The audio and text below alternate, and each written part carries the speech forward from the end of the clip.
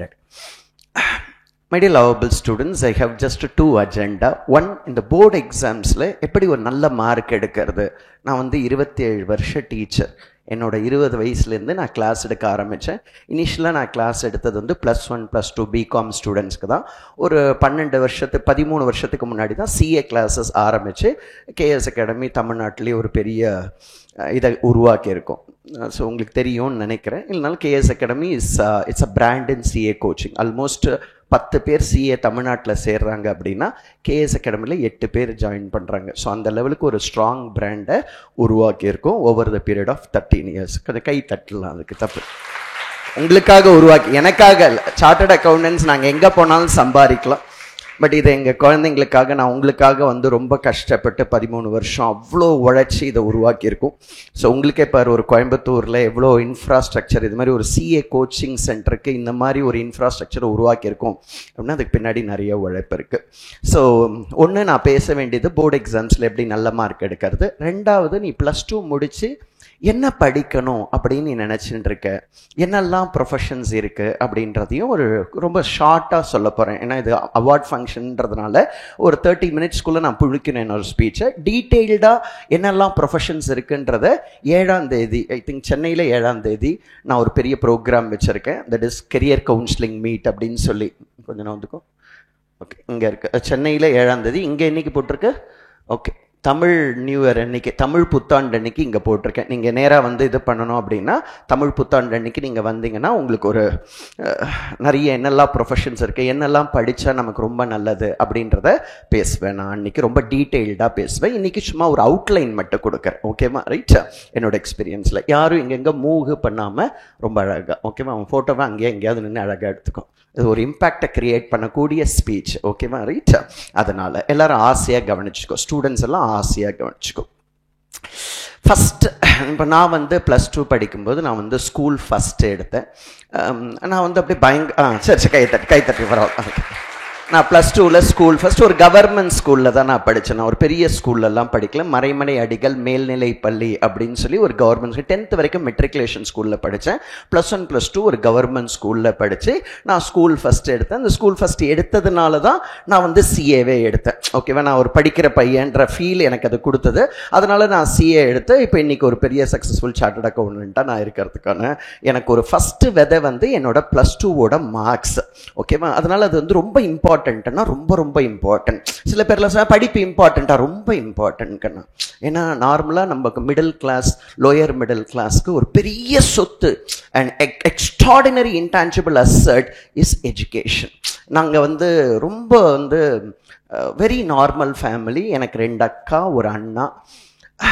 எங்கள் வீடு வந்து ஒரு வாடகை வீடு. நான் +1 +2 படிக்கும்போது நான் சொல்கிறேன், ரொம்ப ஏழ்மை. சாப்பாட்டுக்கு மட்டும்தான் எங்கள் வீட்டில் பணம் இருந்தது. நான் கூட போன மீட்டிங்கில் கூட சொன்னேன், இன்றைக்கும் எனக்கு ஞாபகம் இருக்குது. நான் +1 +2லாம் படிக்கும்போது எங்கள் அம்மா கழுத்தில் ஒரு மஞ்சள் கலர் தாலி தான் இருக்கும். எங்கள் அம்மா ஒல்லியாக இருப்பாங்க, ரொம்ப அப்படியே டொக்கு விழுந்து அந்த மாதிரி இருப்பாங்க. இங்கே மட்டும்தான் கொஞ்சம் கோல்டு, ஒரே ஒரு ஏதோ சரடோ ஏதோ வச்சுருப்பாங்க. பட் கழுத்தில் ஒரு மஞ்சள் ஒரு இது கூட நகை கூட இல்லாமல் நான் பார்த்துருக்கேன். எங்கள் அக்காலாம் ஒல்லியாக, நாங்களாம் ரொம்ப நார்மலாக இருந்து இன்னைக்கு இவ்வளோ லக்ஸூரியஸாக கோடி கோடியாக சம்பாதிக்கிற லெவலுக்கு இவ்வளோ ஒரு பெரிய பங்களால டி நகரில். இது எதை சார் கொடுத்துருக்கு உங்களுக்கு அப்படின்னா என்னோட படிப்பு கொடுத்துருக்கேன். அதனால தான் நான் உங்ககிட்ட வந்து நான் பேசும்போது ரொம்ப இம்பார்ட்டன்ட் இது அப்படின்றத நான் கன்சிடர் பண்ணி, அது கூட காமராஜர் அரங்கத்தில் அவ்வளோ, தட் இஸ் கலைவாணர் அரங்கத்தில் அவ்வளோ பெரிய இது கண்டக்ட் பண்ணுறதுலாம். நாட் தட் எங்களுக்கு பணம் சம்பாதிக்கிறதுல, நாங்களாம் நிறைய சம்பாதிச்சிட்டோம். ஸோ சிஏ நாங்கள் எங்கே போனாலும் சம்பாதிப்போம். இப்படி தான் சம்பாதிக்கணுன்ற அவசியம் எங்களுக்கு கிடையாது. ஆனால் ஒரு ஸ்டூடெண்ட்ஸோட வாழ்க்கையை மாற்றுறதுன்றது ஒரு பெரிய ஆப்பர்ச்சுனிட்டி கடவுள் எனக்கு கொடுத்தது. ஸோ அதை நான் ப்ராப்பராக செய்யணும் அப்படின்னு நினைக்கிறேன். என்னோட வாழ்க்கையில் அது ஒரு பெரிய சேஞ்சை கொடுத்ததுக்கண்ணா. ஸோ அதனால தான் நான் எப்படி படிக்கணும், நான் எப்படி படித்தேன், எனக்கு அப்படியே படிப்பு பயங்கர பிடிச்சது அப்படின்லாம் இல்லை. உங்களை மாதிரியே எனக்கு நிறைய புரியவே இல்லை. +1 +2லாம் படிக்கும்போது நிறைய புரியவே இல்லை. அப்போ எப்படி சார் நீங்கள் ஸ்கூல் ஃபஸ்ட் எடுத்தீங்க? நான் என்ன பண்ணேன்றது சொல்கிறேன். அப்போ நான் இதை வந்து டெக்னிக்காக அடாப்ட் பண்ணி அப்படிலாம் பண்ணல. கேஷுவலாக நான் ஏதோ ஒன்று பண்ணேன், அது எனக்கு சக்ஸஸ் கொடுத்தது. இன்னைக்கு நான் அதை பார்க்கும்போது நான் என்னெல்லாம் பண்ணேன் +1 +2ல அப்படின்றத நான் உங்களுக்கு சொல்கிறேன். நான் ரியலாக பண்ணது தான் சொல்கிறேன். ஏதோ ஒரு ஸ்பீச்சை போய் பார்த்துன்னு வந்து அதுலேருந்து கன்சீவ் பண்ணி பேசுறது அதெல்லாம் எனக்கு என்னோட வாழ்க்கையில் ரியலாக நான் என்ன ஃபீல் பண்ணியிருக்கணும் அதை உங்ககிட்ட ஷேர் பண்ணணும் அப்படின்னு ஆசைப்படுறேன். நான் என்ன பண்ணேன் அப்படின்னா +1 +2 தட் மெயினா +2ல எனக்கு தெரியும். அப்ப வந்து +1 ரொம்ப இம்பார்ட்டன்ட் கிடையாது. இன்ஃபேக்ட் +1 எக்ஸாம் மெயின் எக்ஸாமே நான் 200 மார்க்குக்கு ஒரு சப்ஜெக்ட் 200 மார்க்குக்கு எழுதணும். நான் எல்லா சப்ஜெக்ட்டுமே 150க்கு தான் எழுதினேன். இப்பதான் +1 பப்ளிக் எக்ஸாம்னு வச்சிருக்காங்க. கரெக்டா இல்லையா? அப்போ வந்து நான் படிக்கும்போது +1ல பப்ளிக் எக்ஸாம் இல்ல, சும்மா பாஸ் பண்ணா போதும். ஈவன் 200 மார்க்குக்கு எனக்கு தெரிஞ்சா கூட ஜஸ்ட் 150 மார்க்குக்கு எழுதினேன். யாரோ பேரண்ட்ஸ் நீங்க போனை பார்க்கணும் கீழே பார்க்கணும் அப்படின்னா கீழே போயிடலாம். ஓகேவா? ரைட்? யாருமே ப்ளீஸ். ஏன்னா ஒருத்தங்க பேசும்போது உங்க பசங்களுக்காக நான் பேசுறேன். நீங்களும் ஆர்வமாக கவனிக்கணுமானா ஆர்வமாக கவனிக்கணும். உங்களுக்கும் சில பாயிண்ட்ஸ் அதில் இருக்குது. ஓகேவா? ரைட்? நீங்கள் ஃபோனை பார்க்கறது கீழே கூட போய் உட்காந்து பார்த்துக்கலாம். எனக்கு ஒருத்தங்க நான் பேசும்போது கவனிக்கணும். ஏன்னா உங்களோட இன்ட்ரெஸ்ட்டில் நான் பேசுகிறேன். எனக்கு ஏதோ கிடைக்கணும் அப்படின்னு நான் பேசல. உங்களோட இன்ட்ரெஸ்ட்டில் உங்கள் குழந்தைங்க நாளைக்கு சூப்பராக வாழணும் அப்படின்னு நான் பேசும்போது கொஞ்சம் அழகாக அட்டென்டிவாக நீங்களும் பார்த்துக்கோங்க. உங்களுக்கும் சில பாயிண்ட்ஸ் இருக்கலாம் இதில். எனக்கு டைம் இல்லாதனால பேரண்ட்ஸ்க்கு நிறைய நான் கன்சியூம் பண்ணிட்டு வரல. என்னோட சிசி மீட்டில் வந்தீங்கன்னா ஒரு பேரண்ட்டுக்கு என்னெல்லாம் இம்பார்ட்டன்ட் குவாலிட்டிஸ் அதையும் சொல்லுவேன். ஏன்னா அங்கே 2.5 hours எனக்கு டைம் இருக்கு ஸ்பீச்சுக்கு, இங்கே 30 minutes தான் டைம் இருக்கு. ஸோ அதில் உங்க குழந்தைய ஒரு நல்ல மார்க் வாங்க வைக்கணும் இந்த +2ல, அந்த இன்டென்ட்டோட பேசிட்டு இருக்கேன். நான் என்ன பண்ணேன் அப்படின்னா ஒரு விஷயம் பண்ணேங்கன்னா கன்சிஸ்டன்சி. நான் +2 படிக்கும்போது நான் இன்னைக்கு யோசிச்சு பார்க்குறேன், நான் டெய்லி படிப்பேன். ஒரு நாள் கூட நான் படிக்காம இருந்ததில்லை. கன்சிஸ்டன்சி நான் ஃபாலோ பண்ணியிருக்கேன். Consistency is the hallmark of greatness. நீ வாழ்க்கையில் ஒரு பெரிய விஷயத்தை சாதிக்கணும் அப்படின்னு நீ நினைச்சனா உனக்கு கன்சிஸ்டன்சி இருக்கணும். கன்சிஸ்டன்சின்றது டெய்லி படிக்கணும். காலையில் எழுந்தோ உடனே அடுத்த நிமிஷம் நீ புக்கை ஓப்பன் பண்ணணும். அந்த ஆட்டிடியூடை கல்டிவேட் பண்ணணும் கண்ணா. டெய்லி படிக்கணும். காலையில் படிக்கணும், ஸ்கூலுக்கு போயிட்டு வந்து ஈவினிங் படிக்கணும். இன்னொரு 40 நாள் தான் உனக்கு இருக்குன்னு நினைக்கிறேன். 40 நாளோ 30 நாளோ தான் எக்ஸாம் எழுதுறதுக்கு இருக்கு. இந்த 30 நாள் வெறித்தனமா டெய்லி ஒரு நாள் கூட நீ மிஸ் பண்ணாத. மைக்கேல் ஃபெல்ப்ஸ் அப்படின்னு ஒரு ஸ்விம்மர் வந்து ஒரு 8 கோல்டோ 9 கோல்டோ ஒரே ஒலிம்பிக்ஸ்ல அடிக்கிறான். அவங்கிட்ட கேட்கிறான், எப்படி நீ அது மாதிரி அடிக்க முடியும்? ஒரே ஒலிம்பிக்ஸ்ல இத்தனை கோல்டு ஸ்விம்மிங்ல எப்படி அடிக்க முடியும்? சொன்ன ஒரே பதில் இருந்தனா, லாஸ்ட் ஒலிம்பிக்ஸ்ல நான் தோத்த அன்னைக்குலேருந்து ஒரு நாள் விடாம கன்சிஸ்டன்டா நான் பிராக்டிஸ் பண்ணியிருக்கேன். அதுதான் இந்த ஒலிம்பிக்ஸ்ல 8 கோல்டு அடிக்கிறதுக்கான காரணம் அப்படின்னு சொல்றான். ஒரு பெரிய லெவல்ல நீ உன்னை சாதிக்கணும் அப்படின்னா ரொம்ப ரொம்ப வாழ்க்கையில இம்பார்ட்டன்ட் கன்சிஸ்டன்சி. நீங்க என்ன பண்ற? ஒரு நாள் படிக்கிற, ஒரு நாள் விட்டுடுற, இன்னொரு நாள் ஒரு 2 நாள் படிக்கிற, அப்புறம் 4 நாள் படிக்காம விடுற. கன்சிஸ்டன்சி போறது. ஏன் சார் எனக்கு ஆனா படிக்கணும்னு ஆசை இருக்கு சார், எனக்கு படிக்கணும்னு, ஆனா எனக்கு கன்சிஸ்டன்சி இல்லையே சார், டெய்லி படிக்கிறதுக்கு எனக்கு முடியல. 2, நான் இந்த வார்த்தை யூஸ் பண்றதுக்கு தப்பா எடுத்துக்காதீங்க.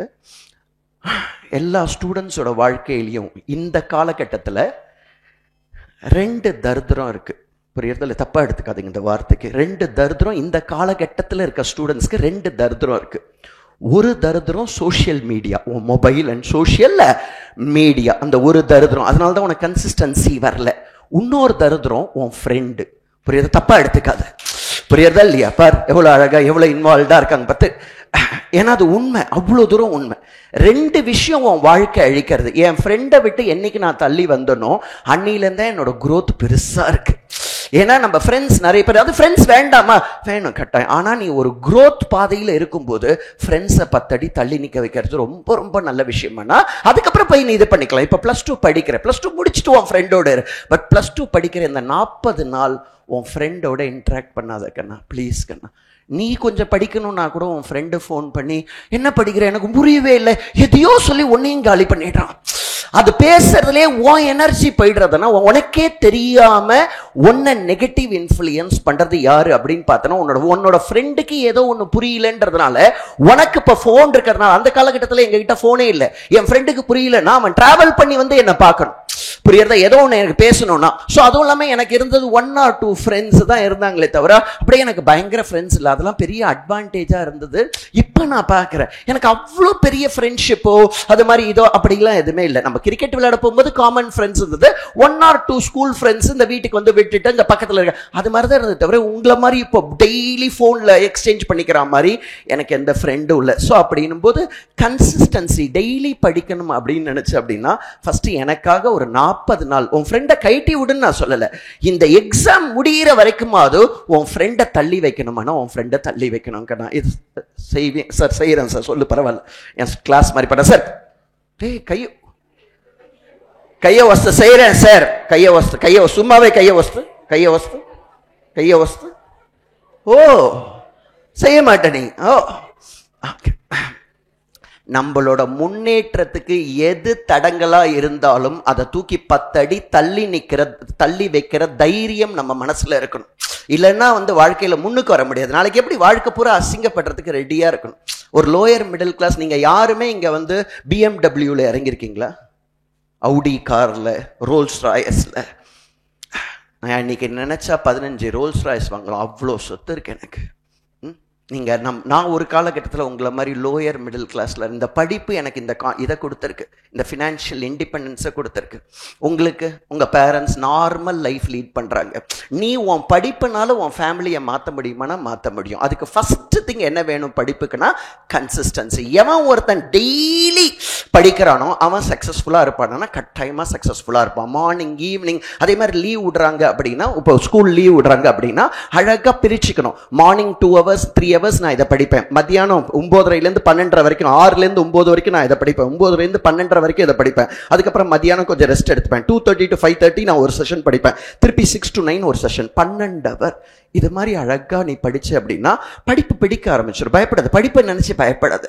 படிப்பு தான் ஒரு வாழ்க்கையை மாத்துமானா ஒரு வாழ்க்கையை மாத்தும். இல்லை அப்படின்னா ஒரு தப்பு செய்யணும். நம்ம போயிட்டு ஒரு பணம் சம்பாதிக்கிறதுக்கு எதுக்கு அசிங்கமா தப்பு செய்யணும்?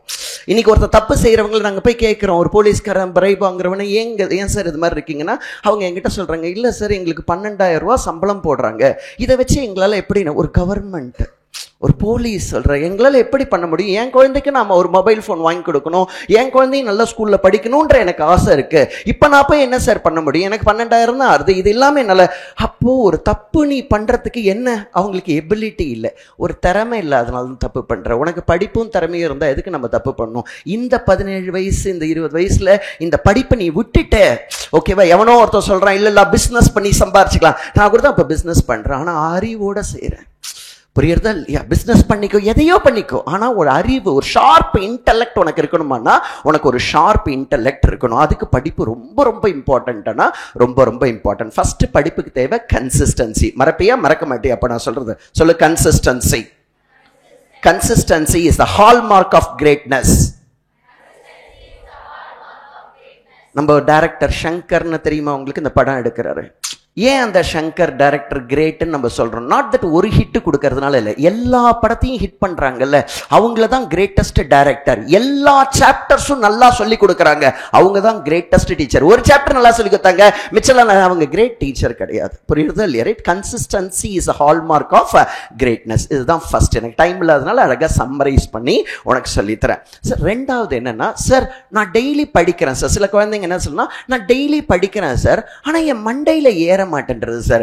எதுவுமே என் மைண்ட்ல படிப்பு ஸ்டோரே ஆகல, என்னால ஒரு மெமரியை கிரியேட் பண்ண முடியல. +2 எக்ஸாம்ஸ் +2 நீ எழுதுற +2 exam is mainly based on memory. Mainly based on memory. நான் நல்ல மார்க் எடுத்ததுக்கு காரணம் காமர்ஸ்ல எனக்கு எல்லாமே புரிஞ்சுது, எக்கனாமிக்ஸ்ல எல்லாமே புரிஞ்சுது, எதுவுமே புரியல. உண்மையா சொல்லணும்னா எனக்கு காமர்ஸ்ல எதுவுமே புரியல, எக்கனாமிக்ஸ்ல எதுவுமே புரியல. எனக்கு கொஞ்சம் அக்கௌண்டன்சி மட்டும் எனக்கு கொஞ்சம் ஜாலியா இருந்தது, எனக்கு சம் போட பிடிக்கும். மற்றபடி எதுவுமே எனக்கு பயங்கர தெளிவு கிடைச்சது அதெல்லாம் இல்ல. அப்ப எப்படி நான் மெமரியை கிரியேட் பண்ணேன்? எப்படி நான் மெமரியை என்னோட காமர்ஸ் புக் அப்ப ஃபுல்லா நான் சொல்லுவேன், ஃபர்ஸ்ட் பேஜ்ல இருந்து லாஸ்ட் பேஜ் வரைக்கும் அப்படியே சொல்லுவேன். எக்கனாமிக்ஸ்ல ஆல்மோஸ்ட் எல்லா சாப்டரையும் நான் மெமரைஸ் பண்ணிட்டேன். இன்னைக்கு கூட எனக்கு அந்த டெஃபினேஷன்ல ஞாபகம் இருக்கு. Economics the study of how men and society choose with or without use of money to employ scarce productive resources which could have alternative uses to produce various commodities and distribute them for consumption now or in future among various people or groups of society.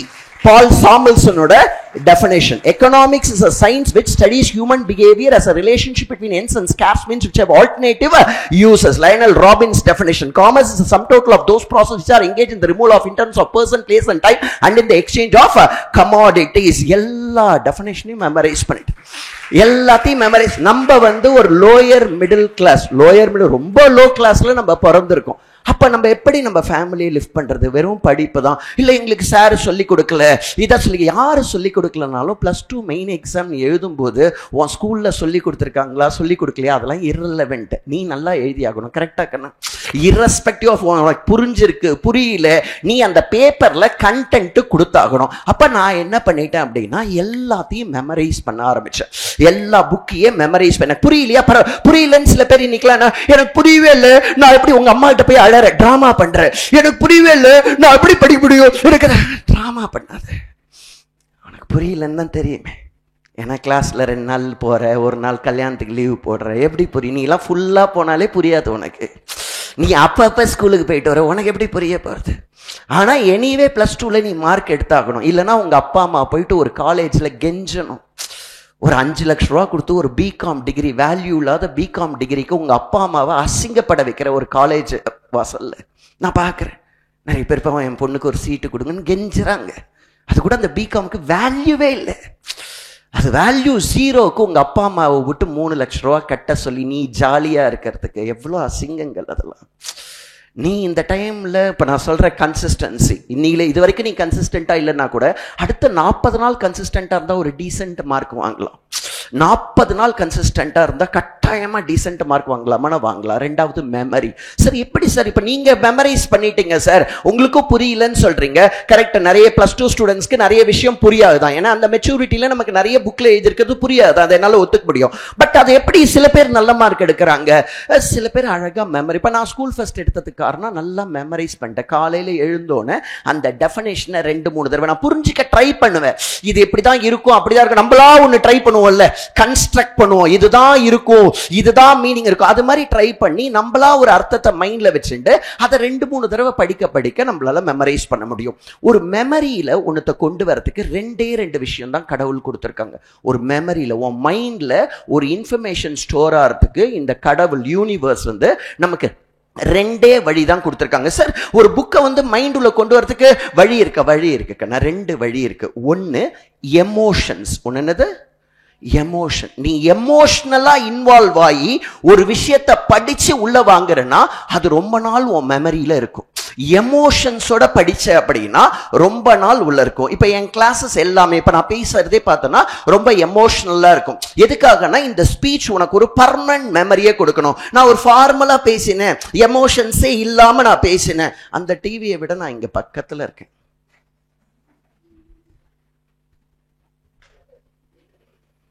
அதனால தான் உங்கள் குழந்தைங்களாம் என் கிளாஸ்க்கு அனுப்பணும்னு சொல்கிறேன். Focus அழகாக கொண்டு வருவேன். 3 hour 4 hour கண்டினியூஸாக பாத்ரூம் கூட அனுப்ப மாட்டேன். உட்கார வச்சு நான் பேசுறது அப்படியே கேட்குவேன். உன் பாடியை மறந்து என் கிளாஸ் உள்ள இருப்பேன். போய் வீடியோலாம் பாரு, என்னோட வீடியோ யூடியூப்ல. மெமரி. எப்படி சார் ஒரு விஷயத்தை என் மைண்டு உள்ள வச்சு மெமரி இன்க்ரீஸ் பண்ணுறது? அழகாக 2 டெக்னிக் கடவுள் கொடுத்தது, நான் கொடுத்தது இல்லை. யூனிவர்ஸ் நமக்கு கொடுத்துருக்கிற 2 விஷயம் ஒரு மெமரியை உருவாக்குறது. ஒன்று எமோஷன்ஸ். எந்த இடத்துல உனக்கு எமோஷன்ஸ் இருக்கோ அந்த விஷயம் எமோஷனலாக நீ உனத்தை லேர்ன் பண்ணுறன்னா அது வாழ்க்கை பூரா இருக்குமானா வாழ்க்கை பூரா இருக்கும். சார் இது எப்படி சார் நாங்கள் ஒத்துக்கிறது? இந்த பொண்ணை பலார்னு இப்போ அறையிறேன், சும்மா இருக்கணும், பயந்துராது. ஓகேவா? இப்போ நீங்கள்லாம் கூட இந்த மீட்டிங்கை மறந்துடுவீங்க. ஒரு 2 மாசம் கழிச்சு, 3 மாசம் கழிச்சு, 3 வருஷம் கழிச்சு நீங்க எல்லாம் மறந்துடுவீங்க. ஆனா இந்த பொண்ணு மட்டும் சாகிற வரைக்கும் என்ன மறக்க மாட்டா. புரியறதா இல்லையா? அவ மட்டும்தான் என்ன மறக்கவே மாட்டா. நான் அடிச்சிருந்தேன்னா மறக்கவே மாட்டா. நிறுத்திட்டேன் சார், பரவாயில்ல இதுன்னு சொல்லி. புரியறதா இல்லையா? எதனால கண்ணா நீயே பாரு, உங்க அப்பா உன்னை மூஞ்சில அடிச்சது இன்னைக்கும் கண்ண முன்னா வருது. உங்க அப்பா உன்னை அசிங்கமா ஏதோ ஒரு வார்த்தை சொன்னது இன்னைக்கும் உனக்கு வருது. உன் ஃப்ரெண்டு ஒரு கெட்ட வார்த்தை உன்னை யூஸ் பண்ணி பேசியிருக்கான் இன்னைக்கும் அவன். பிகாஸ் அந்த டைம்ல நீ அதை ரிசீவ் பண்ணும்போது you received with lot of emotions. எந்த ஒரு விஷயத்தை நம்ம ரிசீவ் பண்ணும்போது ரொம்ப எமோஷனோட ரிசீவ் பண்றோமோ அது நம்ம மனசுல இருந்து அழியாம இருக்கு. அதனாலதான் +2 ரிசல்ட் டேட் உனக்கு ஞாபகம் இருக்கும். ஒரு 50 நாளைக்கு முன்னாடி என்ன நடந்தது உனக்கு ஞாபகம் இருக்காது. That is 10th result date. நீ இப்ப +2 எழுத போற, ஒரு 10th ரிசல்ட் டேட் அன்னைக்கு இன்னைக்கு ரீகலெக்ட் பண்ணால் ரீகல் பண்ண. நான் இங்க இருந்து சார் இந்த இடத்துல ரிசல்ட் பார்த்தேன், இவங்க எனக்கு பார்த்து சொன்னாங்க, நான் ஒரே பயந்தேன். ஏன்னா அந்த day is full of emotions. ஒரு மெமரி ஒருத்தனுக்கு உள்ள போகணும்னா அதனால தான் நீ படிக்கும்போது ஒரு விஷயம் புரிஞ்செடுத்து அப்படின்னா அந்த ஆத்தருக்கு தேங்க்யூ டீச்சர், நீ அதை எமோஷன்ஸ் ஆட் பண்ணும், எழுந்து சூப்பர் வாக் பண்ணி ஏதோ ஒன்று பண்ணி அந்த விஷயத்தை உள்ள எடுக்கும் போது எமோஷன்ஸ் ஆட் பண்ணும். இப்போ என் கிளாஸ்லாம் நீங்க பாத்தீங்க அப்படின்னா நான் ஒரு கான்செப்டை ஸ்டூடெண்ட்ஸ்க்கு சொல்லி கொடுத்து அது ஸ்டூடெண்ட்ஸ்க்குலாம் புரிஞ்சதுன்னா நான் கூட சொல்ல மாட்டேன். பசங்க எல்லாருமே மேண்டேட்டரியா கட்டாயமா என்ன பண்ணணும்னா நான் சொல்லி கொடுத்து ஒரு விஷயம் புரிஞ்சதுன்னா எல்லாருமே அது மாதிரி பண்ணணும். சும்மா பண்ணு.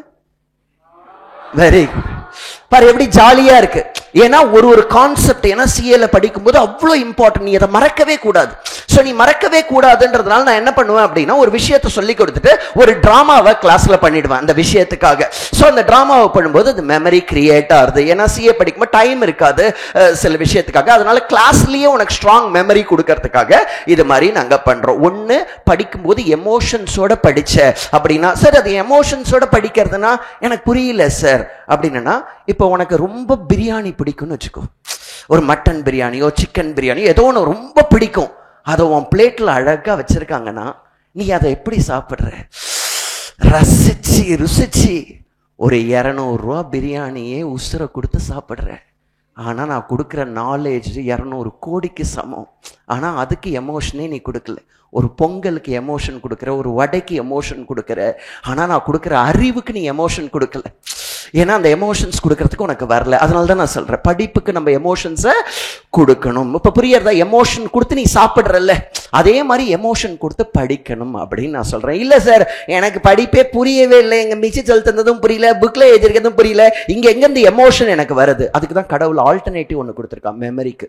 ஒன்னு எமோஷன்ஸ், ஒன்னு என்னது எமோஷனலா. இன்னும் அதனால தான் சில மிஸ் எடுக்கும்போது உனக்கு புரியும், அந்த மிஸ் எடுத்தா எனக்கு புரியும். ஏன்னா அந்த மிஸ் ரொம்ப உணர்வு பூர்வமா எடுக்கிறாங்க. எமோஷனலா கிளாஸ் எடுக்கும்போது உனக்கு சூப்பரா புரியுது. எனக்கு அந்த சப்ஜெக்ட் பிடிச்சிருக்கு, நான் போய் படிக்கிறேன்னு. சில டீச்சர்ஸ் எடுக்கிறது உனக்கு பிடிக்காது. ஈவன் சில ஸ்கூல்ல எக்கனாமிக்ஸ் டீச்சர் எடுக்கிறது எனக்கு ரொம்ப பிடிக்கும்னு சொல்லுவாங்க.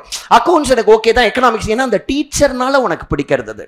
ஏன் அந்த டீச்சர் ரொம்ப எமோஷனலா எடுக்கிறதுனால உனக்கு புரியறது, உனக்கு ஒரு மெமரி கிரியேட் ஆகுது. உனக்கு படிப்பு புரிய ஆரம்பிச்சாலே படிப்பு பிடிக்க ஆரம்பிச்சிடும். இன்னொரு தடவை சொல்றேன், உனக்கு படிப்பு புரிய ஆரம்பிச்சாலே உனக்கு படிப்பு பிடிக்க ஆரம்பிச்சிடும். இப்ப படிப்பு பிடிக்காததுக்கு காரணம் என்ன?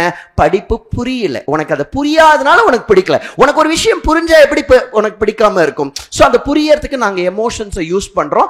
அந்த எமோஷனோட ஸ்டூடெண்ட்ஸும் அதை ரிசீவ் பண்ணிட்டாங்கன்னா உங்களுக்கு ஒரு பெர்மனன்ட் மெமரி இருக்கும். பட் எனக்கு எமோஷன்ஸே இல்ல சார், படிக்கும்போது எனக்கு எமோஷனே இல்ல சார், அப்ப எப்படி சார் நான் மெமரி கிரியேட் பண்றது? எனக்கு புரியவே இல்லை சார், இந்த காமர்ஸ் எழுதியிருக்கிறது, எக்கனாமிக்ஸ் எழுதியிருக்கிறது, சில ஏரியா அக்கௌண்டன்சி எல்லாம் எனக்கு புரியவே இல்லை, இங்கிலீஷ் எனக்கு சரியாகவும் வரல, இப்ப நான் எப்படி சார் மெமரி கிரியேட் பண்றது? உனக்கு ஒரு படிப்பு சரியா வரலன்னா கூட +2ல நம்ம நல்ல மார்க் எடுக்கணும், கரெக்டா இல்லையா? ஸோ அப்போ கடவுள் கொடுத்த ஆல்டர்னேட்டிவ் என்ன? நான் கொடுக்குற ஆல்டர்னேட்டிவ், கடவுள் கொடுத்த ஆல்டர்னேட்டிவ் நமக்கு எப்படி மெமரி கிரியேட் பண்றதுக்கு? ரெப்பிட்டிஷன். சொல்லு, ரெப்பிட்டிஷன். ஃபர்ஸ்ட் கடவுள் கொடுத்தது என்னது நமக்கு?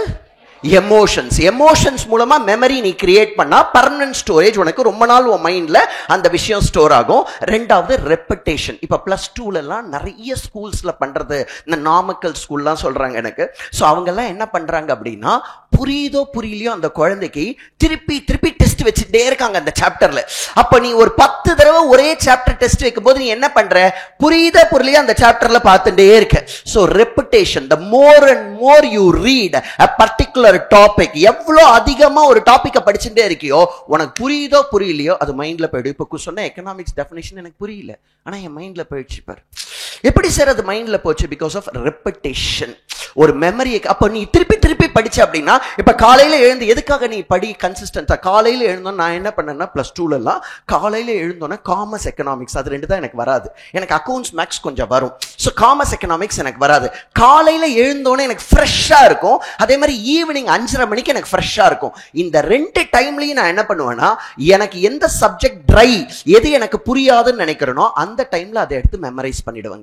ஒரு 3 hours நீ எந்த டைம்ல நீ சூப்பர் எனர்ஜியோட இருக்க, எனக்கு காலையில எழுந்தோன்னே எனக்கு நல்ல எனர்ஜி இருக்கும். ஸோ அந்த டைம்ல 3 hours நான் என்ன பண்ணுவேன்னா, காமர்ஸ் இல்லை எக்கனாமிக்ஸை டெய்லி பார்த்து மெமரைஸ் பண்ணி அப்படிதான் நான் நல்ல மார்க் எடுத்தேன். புரியுறது இல்லையா? மெமரிஸ்.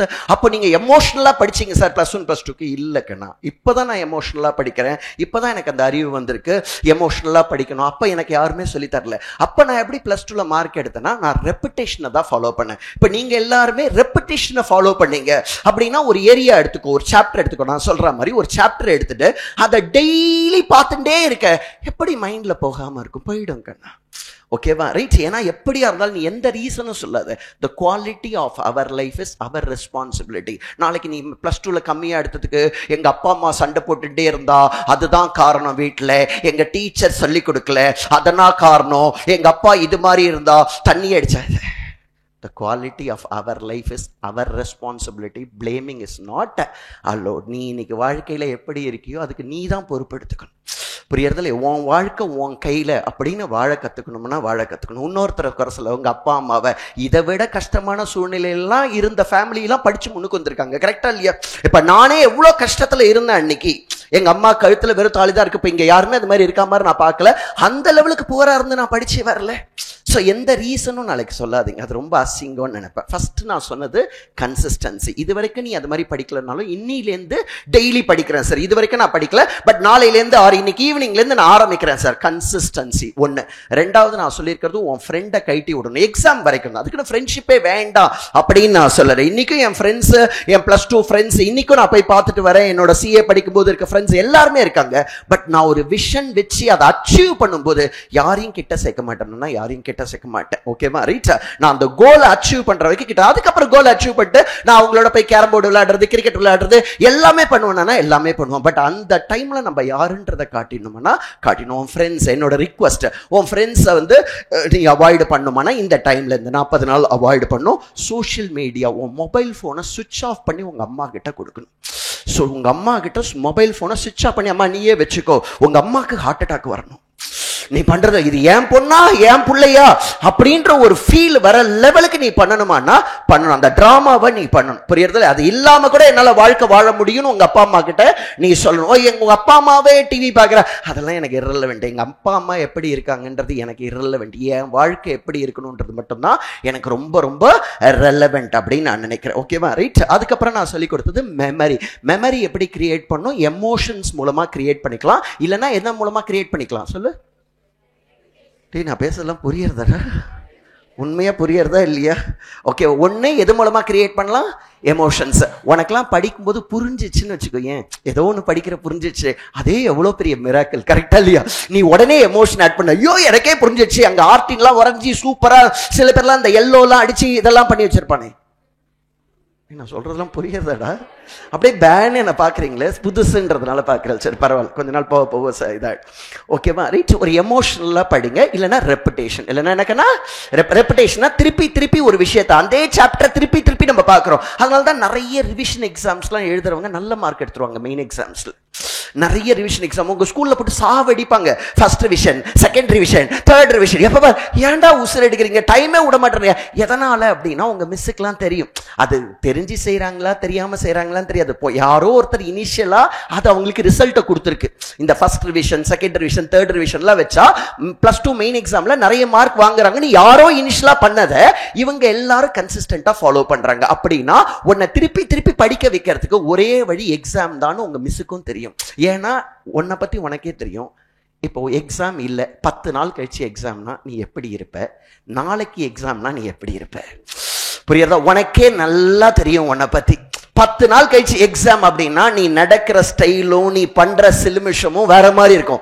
நாளான்னைக்கு எக்ஸாம்னா நீ அடக்க ஒடுக்கமா புக் எடுக்கிறத அப்படியே பார்க்க. அதனாலதான் 2 நாளைக்கு கேப்ல எக்ஸாம் வச்சுட்டே இருக்காங்க உன் +2ல.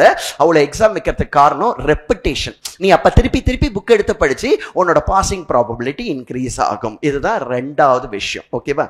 இந்த மெமரி கிரியேட் பண்றதுக்கு நிறைய பேர் ரொம்ப கஷ்டப்படுவாங்க. சார் எனக்கு ரிப்பீட் பண்ணா கூட ஏற மாட்டேன்றது சார் அப்படின்னு சொன்னா, இந்த 3 விஷயத்துல கவனம் இருக்கணும். ஓகேவா? ரைட். இந்த 3 விஷயத்துல நீ கவனமா இருந்தன்னா உன்னால நல்ல மெமரி கிரியேட் பண்ண முடியும். ஒன்னு ஃபுட், ஆக்டிவிட்டி, ரெஸ்ட். சொல்லு. ரெஸ்ட். இன்னொரு தடவை சொல்லு. ரெஸ்ட். உன்னால மெமரி கிரியேட் பண்ண. சார் நீங்க சொல்றீங்க எமோஷனலா படினே, எனக்கு புரியவே இல்லை, எனக்கு எமோஷன் வரல. 2வது ரிப்பீட் பண்ண சொல்றீங்க, நானும் ரிப்பீட் பண்ணி பார்க்குறேன் சார், ஸ்டில் எனக்கு ஏதோ மெமரியே கிரியேட் ஆக மாட்டேது சார், படிப்பே ஏற மாட்டேன் சார் அப்படின்னா நீ இந்த 3 விஷயத்துல ரொம்ப கவனமா இருக்கணும் அப்படின்னு அர்த்தம். ஒன்று ஃபுட்டு, ஆக்டிவிட்டி அண்ட் ரெஸ்ட். நீ சாப்பிட்ற இந்த மாதிரி +2 exams, CA exams, IAS exam அது மாதிரிலாம் நீ எழுத போற அப்படின்னா ஒரு 60 நாளைக்கு உன்னோட சாப்பாடு, தட் இஸ் அந்த day, event day, that is exam டேக்கு முன்னாடி ஒரு 60 days, 40 days, 48 days அந்த மாதிரி டைம்ல உன்னோட ஃபுட்டு வந்து ரொம்ப கவனமா சாப்பிடணும். தப்பா எடுத்துக்காதீங்க. ஓகேவா? நீ இப்போ ஒரு நான் வெஜிடேரியன் அப்படின்னா அது ரொம்ப கம்மியா சாப்பிடணும். நிறைய நான் வெஜிடேரியன், நிறைய மசாலா. ஏன்னா நம்ம சாப்பிட்றது வந்து நம்ம கட்டை அஃபெக்ட் பண்ணும், கட்டு வந்து மைண்ட் அஃபெக்ட் பண்ணும். சயின்டிஃபிக்கலா நான் ஏதோ இதா சொல்றேன், ஏதோ ரிலீஜியஸா சொல்றேன்னு கிடையாது. நீ ஒரு நல்ல டாக்டர் கிட்ட கேட்ட அப்படின்னா, உன்னோட கட் எவ்வளோக்கோளோ கிளீனா இருக்கு, உன்னோட இன்டெஸ்டைன் எவ்வளோக்கோளோ சுத்தமா இருக்கோ அவ்வளோக்கோளோ உன் மைண்ட்ல தெளிவு இருக்கும். நீ படிக்கிறது அப்படியே உன் மைண்டுக்கு உள்ள போகும். நம்மளோட கட் ஸ்மால் இன்டெஸ்டைன் நல்லா இருக்கிறதுக்கு என்ன பண்ணணும் அப்படின்னு கேட்டோம்னா, நீ சாப்பிடுற பொருள், படிக்கிறவங்க சாப்பிடுறது ரொம்ப லைட்டா இருக்கணும், ஹெவியா இருக்கக்கூடாது. இப்ப நான் வந்து ஹெவியா காலையில சாப்பிட்டு வந்து பேசக்கூடாது. படிக்கிறவங்க யாருமே ரொம்ப ஹெவியா, இப்போ ஒரு சிமெண்ட் வேலை செய்யறாங்க, இந்த பில்டிங் கட்டுற அவங்க என்ன வேணா சாப்பிட்டுக்கலாம்.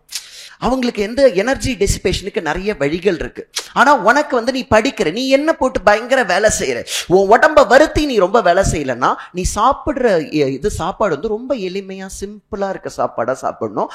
வெஜிடேரியன், காய்கறி உங்க அம்மா கையால சமைச்சு சாப்பிடு. அப்படி இல்லை சார் நான்வெஜ் சாப்பிடாம என்னால இருக்க முடியாதுன்னா கம்மியா சாப்பிடணும், ரொம்ப அதிகமா சாப்பிடக்கூடாது. ஏன்னா நான்வெஜ் வந்து உன் பாடியோட ஈவன் மெமரி பவர், உன்னோட இது வந்து நர்வஸ் சிஸ்டத்தை கொஞ்சம் இழுக்கும் போது நம்மளால மெமரைஸ் பண்ணி நம்ம உள்ள வைக்கிறது ரொம்ப ரொம்ப கஷ்டமா இருக்கும் கண்ணா. ஓகேவா? சயின்டிபிக்கலா இது. ஸோ ஃபுட்டில் ரொம்ப ரொம்ப கவனம் இருக்கணும். அதனால தான் எக்ஸாமுக்கு முன்னாடி இப்போ உங்க அம்மாவுக்கே நீ வந்து காலையில எக்ஸாம் போறேன் பிரியாணி செஞ்சு கொடுனா, போயிட்டு வா செஞ்சு கொடுக்குறேன்னு சொல்றா. கரெக்டா இல்லையா? நீ எக்ஸாம் எழுதி முடிச்சுட்டு வா வந்து பிரியாணி சாப்பிடுன்னு சொல்றா. அப்போ உங்க அம்மாக்கே இன்ட்யூட்டிவா தெரியறது காலையில ஒரு பிரியாணியை சாப்பிட்டு நீ எக்ஸாமுக்கு போக கூடாது. புரியுறதா? ஏன்னா அங்க பர்ஃபார்மன்ஸ் பண்ண முடியாது. இப்போ இந்த 45 நாள் நீ படிக்கிறதும் it relates to performance, it relates to performance. நீ படிச்சு அதை வாங்கி தான் எழுத போற.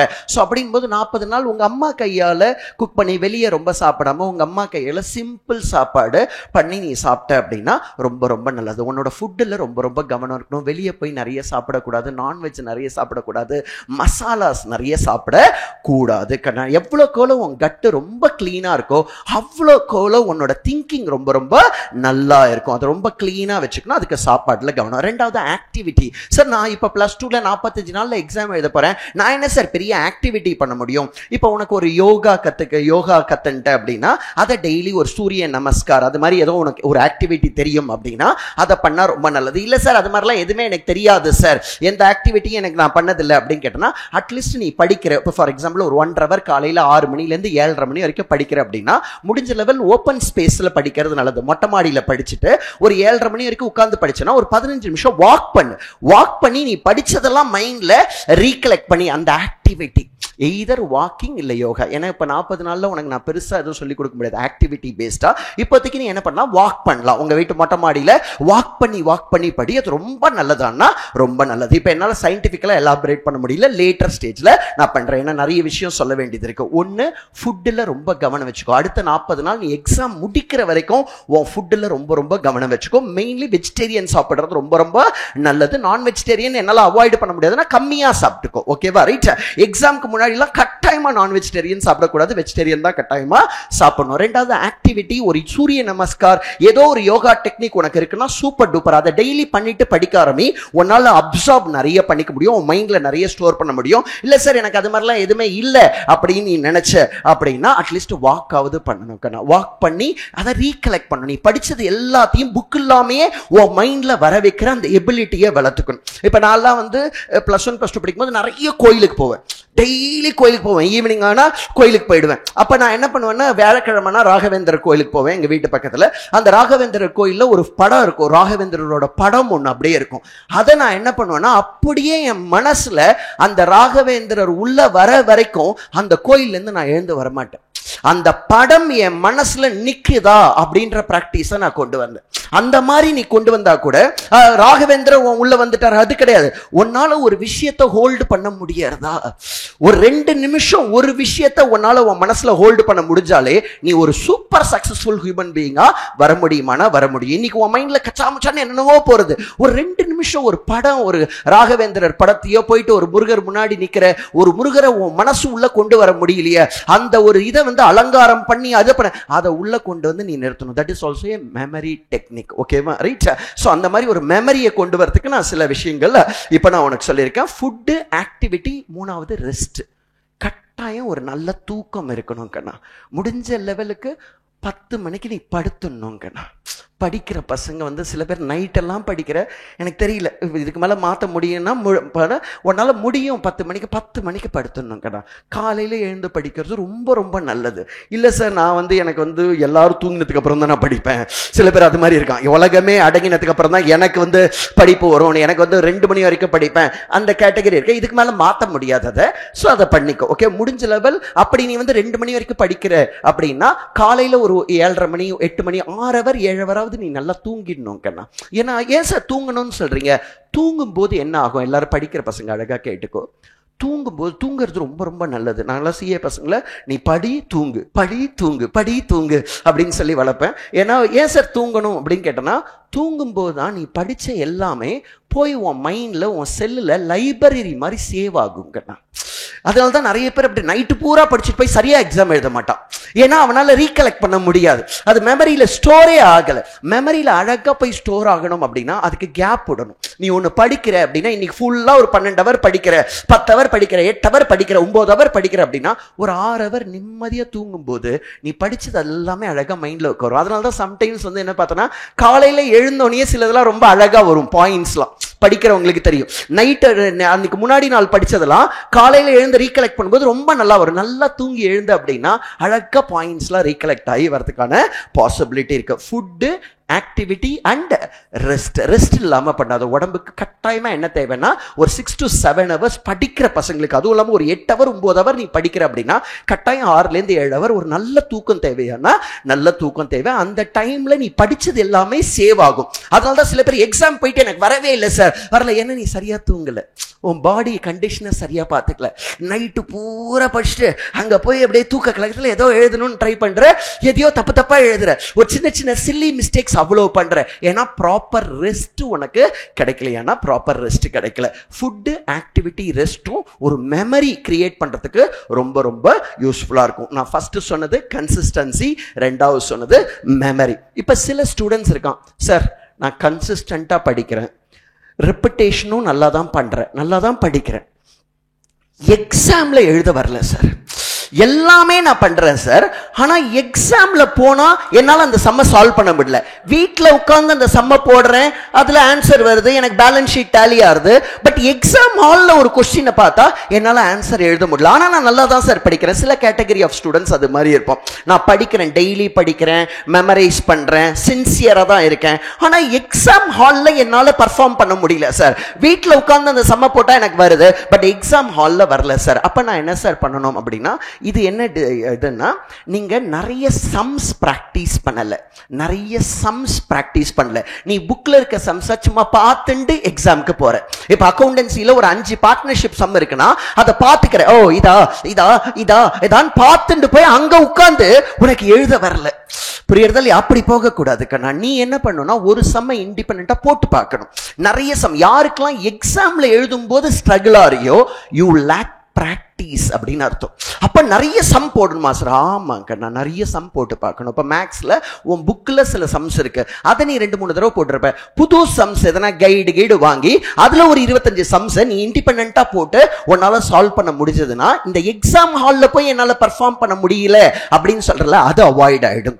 அது மாதிரி எக்ஸாம் ஹால்ல ஸ்ட்ரகிள் பண்றேன் சார், நான் நல்லா தான் படிக்கிறேன், நீங்க சொல்ற எல்லாமே நான் செய்யறேன், கன்சிஸ்டன்டா படிக்கிறேன், நான் ரெப்பிட்டேஷன் நிறைய படிக்கிறேன், கிளாஸ் தட் இஸ் வீட்ல நல்லா ஞாபகம் இருக்கு, வீட்ல சம் போட்டா எனக்கு வருது, பட் எக்ஸாம் ஹால்ல வரல. ஏன்னா எக்ஸாம் ஹால்ல அந்த ஆம்பியன்ஸ்ல போடுறதுக்கு நீ ஒரு எக்ஸ்ட்ராடினரி ஸ்டூடெண்டா இருக்கணும். ஏன்னா வீட்ல ஒரு விஷயம் தெரியலனா உடனே அந்த என்ட்ரியை மட்டும் டப்புன்னு பார்த்து உடனே மாத்தி நீ போட்டுருவ. ஆனா எக்ஸாம்ல அந்த என்ட்ரியை பார்த்து தான் அடுத்த என்ட்ரி உன்னால போக முடியும். அதனால ஸ்டக் ஆகி நிக்கிற. புரியுறதில்ல? அதுக்காக நிறைய பிராக்டிஸ் பண்ணணும். The more and more you practice problems, examination performance will be extraordinary. இப்ப சச்சின் டெண்டுல்கர், விராட் கோலிலாம் அங்க போய் நல்லா ஆடுறதுக்கு காரணம் அதுக்கு முன்னாடி அவன் பண்ற நெட் பிராக்டிஸ் எவ்வளவு. இப்ப விராட் கோலின்றதுனால அவன் பிராக்டிஸ் பண்ணாம போனான் அப்படின்னா, நெட் பிராக்டிஸ் பண்ணாம போனான் அப்படின்னா அவனால நல்லா பர்ஃபார்ம் பண்ண முடியாது. ஈவன் தோ நான் ஒரு சூப்பர் ஸ்பீக்கர் அதெல்லாம் இருந்தா கூட நான் இப்ப இந்த கண்டென்ட்டை சொல்றதுக்கு என்னெல்லாம் இவங்களுக்கு ஸ்ட்ரக்சர் பண்ணி சொல்லணும் அப்படின்றத நான் பிராக்டிஸ் பண்ணிட்டு வரணுமானா ஒரு சின்ன பிராக்டிஸ் ஆகுது எனக்கு. ஈவன் தோ நான் 27 வருஷம் பேசினா கூட கையை கட்டின அவர் எழுப்புங்க, நான் பேசுறது சொர்க்கமா இருக்கு உனக்கு. அதனால தான் யாரையுமே கையே கட்ட அலோவ் பண்ண மாட்டேன். கை கட்டாது, என் கிளாஸ்ல நீ இதை பண்ணனா பின்னாடி போய் நிக்க வைப்பேன், வெளியவே அனுப்ப மாட்டேன். என் கிளாஸ்ல ஒரு ஸ்டூடெண்ட் கூட வெளில போ இந்த ஸ்கூல்ல, அது மாதிரி நான் பண்ணவே மாட்டேன். பாவம், நீ எக்கு தப்பா தின்னு இருக்க நைட்டு. அதனாலதான் இந்த ஸ்பீச் கேட்கும்போது தூக்கம் சொக்குது. அழகா சூப்பரா உனக்காக பேசுறேன்னா புரியுறதா இல்லையா? நீ ஈவன் ஆசைப்பட்டா கூட உன் பாடி இதில், ஏன்னா அவன் ஏதோ தின்னு இருக்கான் எக்கு தப்பா, இல்ல நைட்டு பூரா மொபைல் பார்த்து கண்ணை ஸ்ட்ரெயின் பண்ணியிருக்கான். இங்க வந்தோன்னா அவன் பாடி அலோ பண்ணல. ஈவன் தான் அவ்வளவு தூரம் வந்திருக்கான் என் பேச்சை கேட்கறதுக்கு, பட் அவன் பாடி அலோ பண்ணல. அதனாலதான் நான் சொன்னேன், நீ ஒரு விஷயத்தை இன்னொருத்தங்க கிட்ட இருந்து எடுக்கிறதுக்கு உன்னோட பாடி அதை அலோ பண்ணணும். அதுக்கு ஃபுட்டு, ஆக்டிவிட்டி, ரெஸ்ட் ரொம்ப ரொம்ப முக்கியம். இன்னைக்கு நான் பேசுறதுக்கு வரேன் அப்படின்னா நான் நிக்கணும் 2.5 hours, என் கால் வலிக்குது, இது பாடி கோஆபரேட் பண்ணணும். 48 வயசு எனக்கு, 24 வயசு இல்லை. ஒரு நாள் கூட என் கிளாஸ்ல நான் உட்கார்ந்தது இல்லை. 8 hour கிளாஸ் இருக்குன்னா நின்றுட்டே எடுக்கிறேன். அது ஆட்டிடியூடு. அதுக்காக என் பாடியை பார்த்துக்கணுமானா கட்டாயமா நம்ம பார்த்துக்கணும். புரியுறதா? கையை கட்டாது ஜாலியா. நீங்களாம் யார்கிட்டையும் கையை கட்டக்கூடாதுன்னு தான் இந்த மாதிரி பேசுறேனே நான். புரியுதா? நீ நாளைக்கு ஒருத்தங்கிட்ட கையை கட்டி குடியக்கூடாது அப்படின்றதுக்காக தான் இந்த ஸ்பீச்சே ஒன்று. ஓகேவா? ரைட். நான் சொல்றது எதையுமே நீங்க மறக்கக்கூடாது. வீட்டில் போய் நோட்ஸா கூட ரீகலெக்ட் பண்ணி எடுத்துக்கோ. ஒன்று கன்சிஸ்டன்சி பேசியிருக்கேன், அதுக்கப்புறம் மெமரி எப்படி கிரியேட் பண்ணணும் அப்படின்றத பேசியிருக்கேன். ஸ்கில் என்னதுக்குன்னா ஸ்கில்ன்றது என்னன்னா நிறைய சம் ப்ராக்டிஸ் பண்ண அப்படின்னா உனக்கு வந்து அது ஸ்கில் வந்துடும். That is examination writing skills அப்படின்னு சொல்லுவோம். நீ எக்ஸாம் எழுதி மார்க் எடுக்கிறது ஒரு ஸ்கில், அது ஒரு திறமை. படிக்கிறது ஒரு திறமை, அதை போய் பேப்பர்ல போடுறது ஒரு திறமை. அந்த பிராக்டிஸ், அந்த எக்ஸாம் ரைட்டிங் ஸ்கில்ஸ் உனக்கு எப்படி வரும் அப்படின்னா அதுக்கு நிறைய நீ பிராக்டிஸ் பண்ணணும். அதே மாதிரி காமர்ஸ்லாம் எழுதுறேன்னா அந்த ஹிண்ட் பாயிண்ட்ஸ் மாதிரி எழுதி வச்சுக்கோ. இப்ப 10 பாயிண்ட் அந்த क्वेश्चनல இருக்கு அப்படின்னா அதுக்கெல்லாம் ஹிண்ட் எழுதி வச்சு அந்த ஹிண்ட்டை பார்த்தாலே உன்னால பாயிண்ட்டை ரீப்ரொடியூஸ் பண்ற கெப்பாசிட்டி உனக்கு வரணும். அதுக்கு ஒரு இந்த ஹிண்ட் எழுதுறதுக்கு 2 நிமிஷம் தான். ஒரு 10 நிமிஷம் क्वेश्चन 2 நிமிஷம் நீ எழுதினா ஹிண்ட், எக்ஸாமுக்கு முன்னாடி இந்த ஹிண்ட்டை பார்த்துட்டு நீ போனா லேட்டஸ்ட் மெமரி அப்படியே ரீப்ரொடியூஸ் பண்ணிட்டு வந்துடலாம். ஸோ அது தியரிக்கு வந்து இந்த மாதிரி குட்டி நோட்ஸ் எடுக்கணும். ப்ராப்ளம் மேக்ஸ் அக்கௌண்ட்ஸ்க்கு நிறைய சம்ம சால்வ் பண்ணனா எக்ஸாம்ல எழுதுறது ரொம்ப ரொம்ப ஈஸியா எழுதிடலாம்.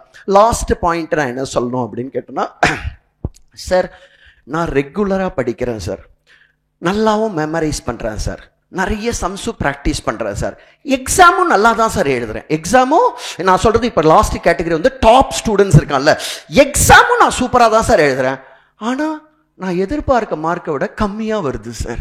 நான் வந்து 90 எதிர்பார்த்தேன்னா எனக்கு 75 தான் வருது. இந்த மார்வல்லையே நான் இவ்வளோ எதிர்பார்த்தேன், இவ்வளோதான் வந்தது, ஏன்னே தெரியல சார். இதான் லாஸ்ட் கேட்டகரி அப்படின்னு சொல்லுவோம். ஒன்று கன்சிஸ்டன்சி, 2வது மெமரி, 3வது skill sets, that is exam writing skills, 4வது sir I am going and writing, I am doing well sir, எல்லாமே நான் நல்லா தான் சார் பண்றேன், ஆனால் நான் எதிர்பார்க்க மார்க்கை விட எனக்கு கம்மியா வருது சார். நீ வாழ்க்கையில எதிர்பார்க்கறத விட உனக்கு கம்மியா ஒன்று அமைஞ்சிருக்கு. நான் எதிர்பார்த்ததை விட என் ஒய்ஃப் எனக்கு பெட்டரா தான் அமைஞ்சிருக்கா. ஓ, அதை இருக்கா பாரு. வா லக்ஷ இன்ட்ரடியூஸ் பண்ணிக்கோ, ஒரு ஹாய் சொல்லிக்கோ. இப்போ என் ஒய்ஃப் வந்து நான் எதிர்பார்த்ததை விட எனக்கு பெட்டரா தான் அமைஞ்சிருக்கா. சும்மா அவள் இருக்காளேன்னு சொல்லணும்னு இல்லை. ஓகேவா? ரைட். ஸோ எனக்கு கல்யாணம் 2006, இப்போ என்ன 17 வருஷமா கூட இருக்கா. ஸோ நான் எதிர்பார்த்ததை விட எனக்கு பெட்டரா தான் எல்லாமே அமைஞ்சிருக்கு. நான் இந்த மாதிரி ஒரு லக்ஸூரியஸ் லைஃபை நான் எதிர்பார்க்கல. இப்போ எங்கள் வீடு வந்து டி நகரில் ஒரு 4.5 கிரவுண்ட் 5 கிரவுண்டில் 5000 சதுர அடியில் அவ்வளோ காரோட அவ்வளோ கார்டனோட 15 பேர் என் வீட்டில் வேலை செய்கிறாங்க. லக்ஷ்மி எங்கள் வீட்டில் 15 பேர் வேலை செய்கிறாங்க. நாங்கள் இருக்கிறது 4 பேர். நாங்கள் எங்கள் வீட்டில் இருக்கிறது நான், எங்கள் அம்மா, என் ஒய்ஃபு, என் பொண்ணு, 4 பேர். ஆனால் எங்கள் வீட்டில் வேலை செய்கிறது 15 பேர். கார்டனுக்கு இது எங்கள் 3 கார் டிரைவரு, எனக்கு செஃப்பு, அவங்களோட இது அந்த 5000 ஸ்கொயர் ஃபீட்டை பெருக்கிறதுக்கு ஒருத்தர், துடைக்கிறதுக்கு ஒருத்தர், இவரை டிவிஷன் ஆஃப் லேபர், துணி துவைக்கிறதுக்கு ஒருத்தங்க, சமங்களு. இதே நான் உங்களை மாதிரி இருக்கும்போது பார்த்தோன்னா எங்கள் வீட்டில் எல்லாமே நாங்கள் தான். புரியுறதா இல்லை? எதுக்கு ஆள்லாம் கிடையாது. எங்கள் அப்பா கிட்ட ஆள்லாம் கேட்டால் சூப்பராக பேசுவார் எங்கள் அப்பா. புரியுதா? பணமே இல்லை உனக்கு ஆள். கிணத்துலேருந்து தண்ணி அரைச்சி நாங்களே நான் இருந்த வாடகை வீட்டில் வெளியே போய் தான் பாத்ரூம், வீட்டு உள்ளலாம் பாத்ரூம் கிடையாது, வெளியே போய் அந்த சைடில் பாத்ரூம் போகணும். நைட்டெல்லாம் பாத்ரூம் வந்துச்சுன்னா எங்கள் அம்மாவை எழுப்பாமல் என்னால் போக முடியாது. ஸோ எங்கள் அம்மாவை கூட்டின்னு தான் நான் வெளியே அந்த லெவலுக்கு. ஏன்னா எங்கள் அக்காலாம் எழுந்துக்க மாட்டாங்க. நம்ம அக்கா அண்ணாலாம் தெரியும்ல, நைட்டு எழுந்துனாச்சு இப்போ நீயே போய் வைக்கணுருவோம். எங்கள் அம்மாவை தான் எழுப்பி நான் வெளில கூட்டின்னு வந்து, ஈவன் எனக்கு சின்ன வயசில் பையன் இருட்டில் போய் நம்ம இப்படி பின்னாடி போய் பாத்ரூம் போகணும். ஸோ அதெல்லாம் நினச்சி பார்த்தாலே ரொம்ப கொடூரமான வாழ்க்கையை நான் வாழ்ந்திருக்கேன். நீங்கள் அது மாதிரி வாழக்கூடாது, ரொம்ப நல்லா வாழணுன்றதுக்காக சொல்கிறேன். ஓகேவா? ரைட். எல்லாருமே எல்லாருமே சூப்பரா வாழணும்ன்றத என்னோட ஆசை. சார் ஏன் சார் நான் எதிர்பார்த்ததை விட என் வாழ்க்கையில கம்மியா அமைஞ்சிருக்கு? ஒரு விஷயம் நான் சொல்றத அழகா பண்ணிக்கும். உனக்கு என்ன இருக்கணும் அப்படின்னா கிராட்டிடியூட், நன்றி உணர்ச்சி கம்மியா இருக்கிறவங்களுக்கு தான் எதிர்பார்த்ததை விட கம்மியா கிடைக்கும். ஒரு ஹியூமன் பீயிங்க்கு நன்றி உணர்ச்சி, gratitude is the mother of all virtues அப்படின்னு சொல்லுவா. உனக்கு எவ்வளோ நன்றி உணர்ச்சி ரொம்ப அதிகமா இருக்கோ உனக்கு வாழ்க்கையில அமையறது எல்லாமே நீ நினைச்சதை விட அதிகமாக தான் அமையுமானா அதிகமாக அமையும். உனக்கு என்னைக்கு நன்றி உணர்ச்சி கம்மியா இருக்கோ நீ எதிர்பார்க்கறத விட என்னவா இருக்கும்னா கம்மியா அமையும். சார் எனக்கு புரியல சார், நன்றி உணர்ச்சி அதிகமா இருக்கணும்னா என்ன சொல்ல வரீங்க? ஒன்றும் இல்லை கண்ணா, நீங்க எல்லாருமே நம்ம அம்மா டெய்லி காலையில் எழுந்து லீவே இல்லாமல் சண்டே கூட காலையில் எழுந்து உனக்காக காஃபி போட்டு சாப்பாடு பண்ணி என்னைக்காவது காலையில் எழுந்தோன்னே ஃபஸ்ட் எடுத்தோன்னே மனசுலையாவது, நேராக போய் சொல்லக்கூட இல்லை, மனசுலையாவது அப்பா தேங்க்யூ அம்மா, தேங்க்யூ அப்பா எனக்காக இவ்வளோ பண்ணுறீங்களே, தேங்க்யூ டீச்சர்ஸ் எங்களுக்காக இவ்வளோ தூரம் ஒரு கவர்மெண்ட் டீச்சர்ஸ்க்கு என்ன பெருசாக சம்பளம் இருக்கும், ஒரு ப்ரைவேட் டீச்சர்ஸ்க்கு என்ன சம்பளம் இருக்கும், அவங்க ஏதோ ஒரு பிஸ்னஸ் பண்ணலாம், டெய்லி காட்டு கத்தலாம் கத்தி உன்னோட க்ரோத்துக்கு நீ மார்க் நல்லா எடுக்கணுன்றதுக்காக உன் டீச்சர்ஸ் கத்துறாங்க. உனக்கு நிறைய பேர் ஹெல்ப் பண்ணியிருக்காங்க. இந்த யூனிவர்ஸ், இந்த சன்னு, எர்த், வாட்டர், ஃபயர், ஏர், ஸ்பேஸ், இது எல்லாமே இப்போ ஒரு டைஜஷன் நடக்கிறதுனா அதுக்கு நீ காரணம் இல்லை. யூனிவர்ஸ் ஏதோ பண்ணி தான் உனக்கு டைஜஸ்ட் பண்றது, உன்னோட பேட் ஃபுட்டை வெளில கொண்டு வருது, உன்னை எனர்ஜெட்டிக் ஆக்குறது. எவ்வளோ பேர் இங்கே உட்கார்ந்துட்டு இருக்கவங்க காலையில் எழுந்தோடனே உன் பெட்லேருந்து கிளம்புறதுக்கு முன்னாடி தேங்க்யூ அம்மா, தேங்க்யூ அப்பா, thank you all my teachers, thank you யூனிவர்ஸ்னு எவ்வளோ பேர் சொல்லியிருக்க? நீ கிராண்டடாக திமுறா இருக்க. உனக்கு எல்லாம் உங்க அம்மா பண்ணி கொடுக்குறது நன்றி உணர்ச்சியே இல்லாம இருக்கு. நன்றி உணர்ச்சி இல்லாம இருக்கிற யாருக்குமே அதிகமா கிடைக்காதுன்னா அதிகமா கிடைக்காது. இந்த அறிவு எனக்கு 2009 தான் கிடைச்சது. Gratitude is the mother of all வர்ச்சுஸ்னு. அது வரைக்கும் என்னோட வாழ்க்கை எப்படி இருந்தது, இந்த 2009 வரைக்கும்.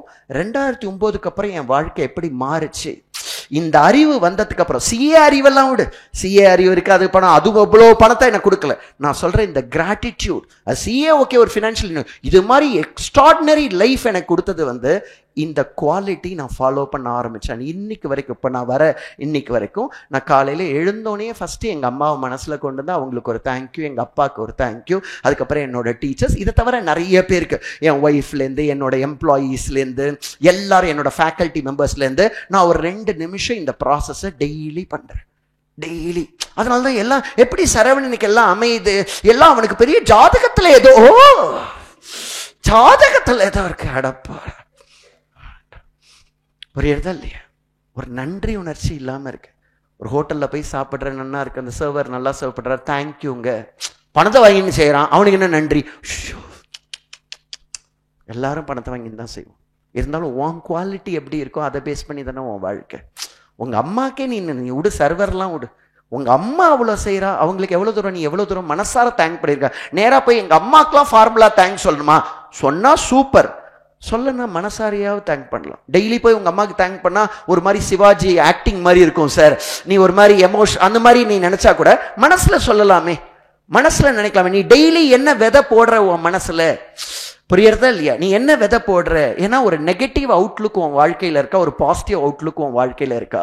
ஒரு பாசிட்டிவ் அவுட்லுக் வாழ்க்கையில வரத்துக்கு உன் உள்ளுக்குள்ள நீ என்ன திங்கிங்க போடுற?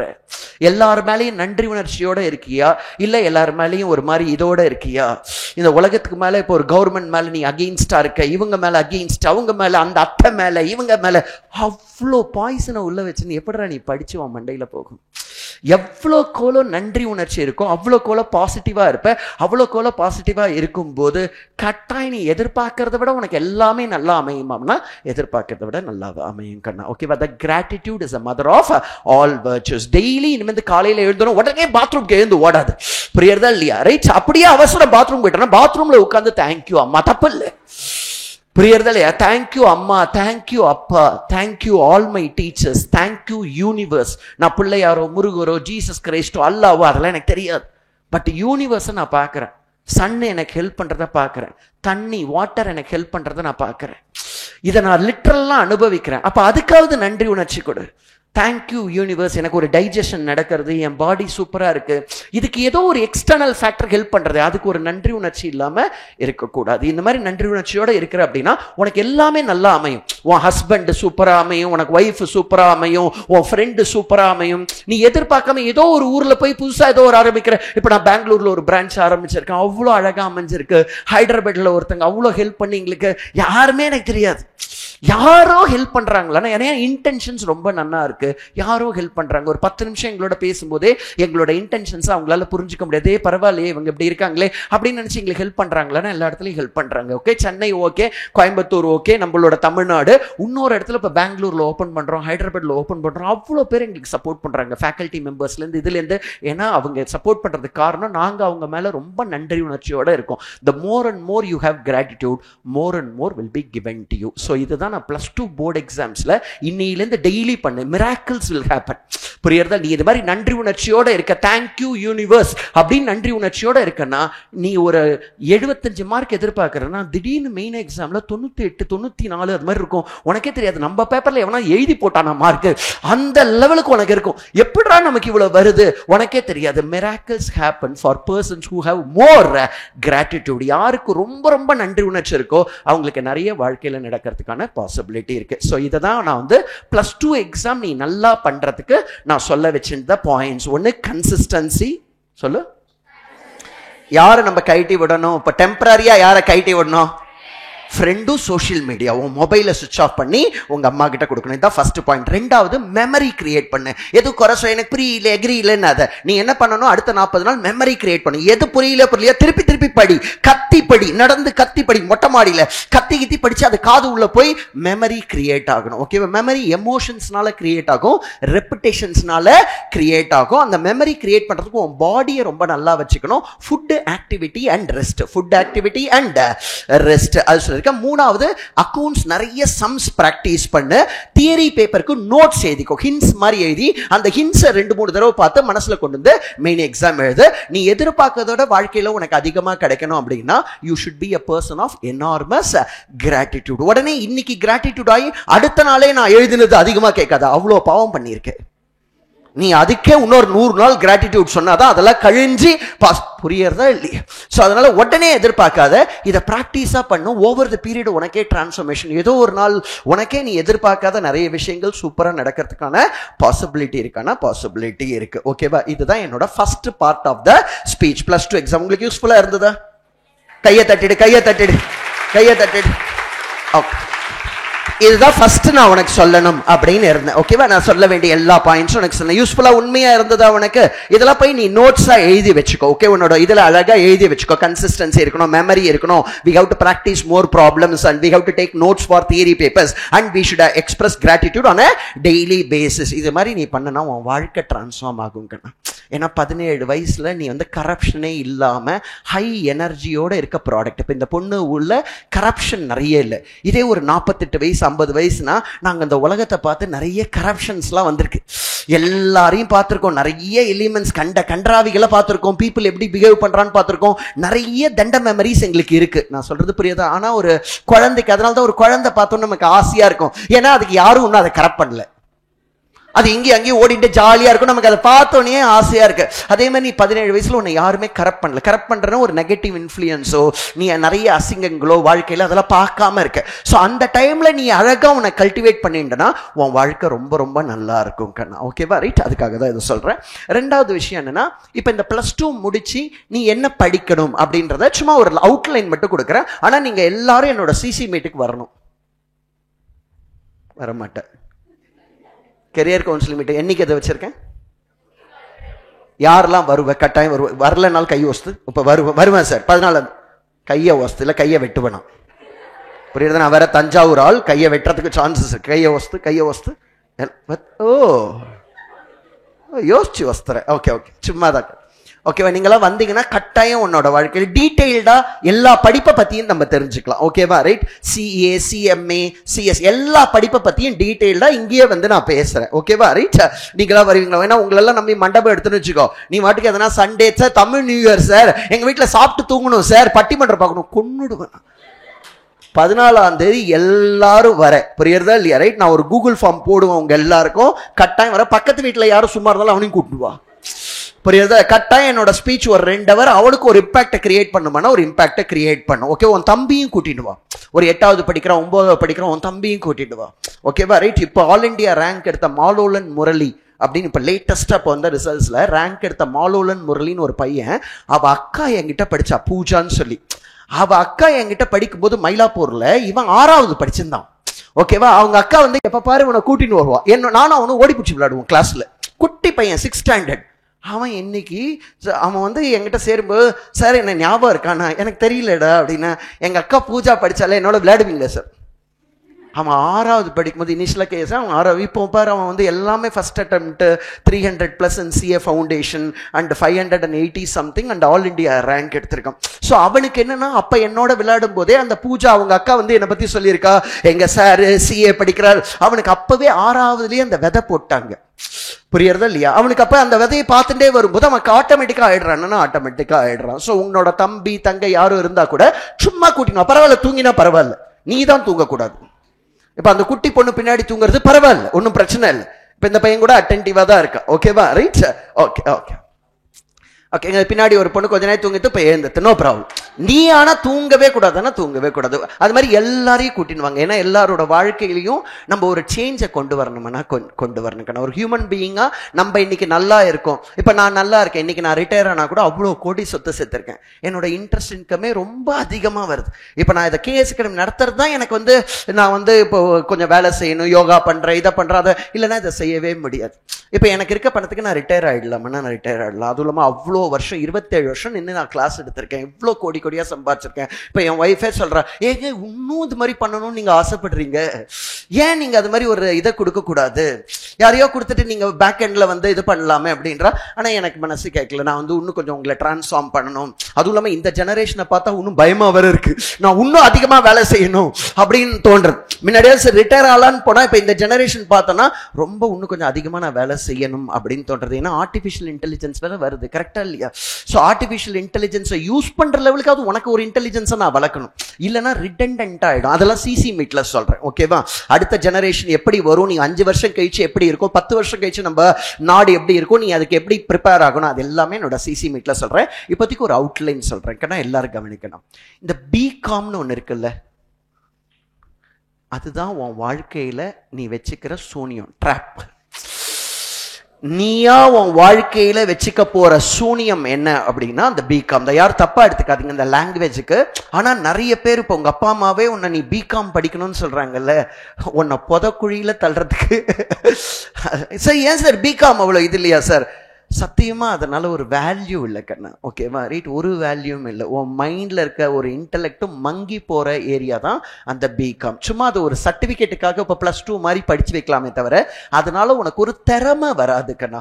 நாளைக்கு ஒரு ஆஃபீஸ்ல போய் ஒரு வேலை செய்யறதுக்கு அந்த படிப்பு எதுவுமே கொடுக்கலையானா எதுவுமே கொடுக்கல கண்ணா. அதனாலதான் நீ கட்டாயம் ஒரு ப்ரொஃபஷன் படிக்கணும் அப்படின்னு சொல்றோம், ஒரு உயர்கல்வி படிக்கணும். பிகாம் ஒரு உயர்கல்வி அப்படின்னு சொல்ல முடியாது. ஓகேவா? ரைட். ஒரு profession. Profession is something that requires high level of knowledge, special skills and talent. இப்போ காமர்ஸ் குரூப் ஸ்டூடெண்ட்ஸ் நமக்கு என்னெல்லாம் ப்ரொஃபஷன் இருக்கு அப்படின்னு பார்த்தோம்னா, சிஏ அப்படின்னு ஒன்று இருக்கு, சிஎம்ஏன்னு ஒன்று இருக்கு, சிஎஸ்னு இந்தியன் ப்ரொஃபஷன்ஸ் 3 இருக்கு. இதை தவிர international professions ACCA, CPA, CMA, US, CFA, இது மாதிரி இன்டர்நேஷனல் ப்ரொஃபஷன்ஸ்லாம் இருக்கு கண்ணா. இது எல்லாத்தையும் நீ அனலைஸ் பண்ண அப்படின்னா, காஸ்ட் பெனிஃபிட் எல்லாத்தையும் அனலைஸ் பண்ண அப்படின்னா சிஏ ப்ரொஃபஷன் தான் இதுல தி பெஸ்ட் ப்ரொஃபஷனா இருக்கு. இதை தவிர சிஎம்ஏ ப்ரொஃபஷன் இதெல்லாம் கூட ஓகே, பட் சிஏ வந்து ரொம்ப பெஸ்ட் ப்ரொஃபஷனா இருக்கிறதுக்கு காரணம் என்னன்னா, ஒரு சார்ட்டர்ட் அக்கவுண்டன்ட்டுக்கு நிறைய வந்து ஃபினான்ஷியல் இண்டிபெண்டன்ஸ் வரதுக்கு, ப்ரொஃபஷனல் ஆப்பர்ச்சுனிட்டிஸ், நிறைய சம்பாதிக்கிறதுக்கான ஆப்பர்ச்சுனிட்டிஸ் வந்து ஒரு சிஏக்கு ரொம்ப அதிகம் compared to other commerce related profession. இது எல்லாருக்குமே தெரியும். சிஏல தான் ப்ரொஃபஷனல் ஆப்பர்ச்சுனிட்டிஸ் நிறைய இருக்கு. Social respect. உனக்கு இப்போ ஒரு டாக்டர் அப்படின்னு ஒரு மதிப்பு இருக்குல்ல, ஒரு டாக்டருக்கு இன்னைக்கு இன்ஜினியரிங்க்கு அந்த லெவலுக்கு மதிப்பு போயிடுச்சு, கரெக்டா இல்லையா?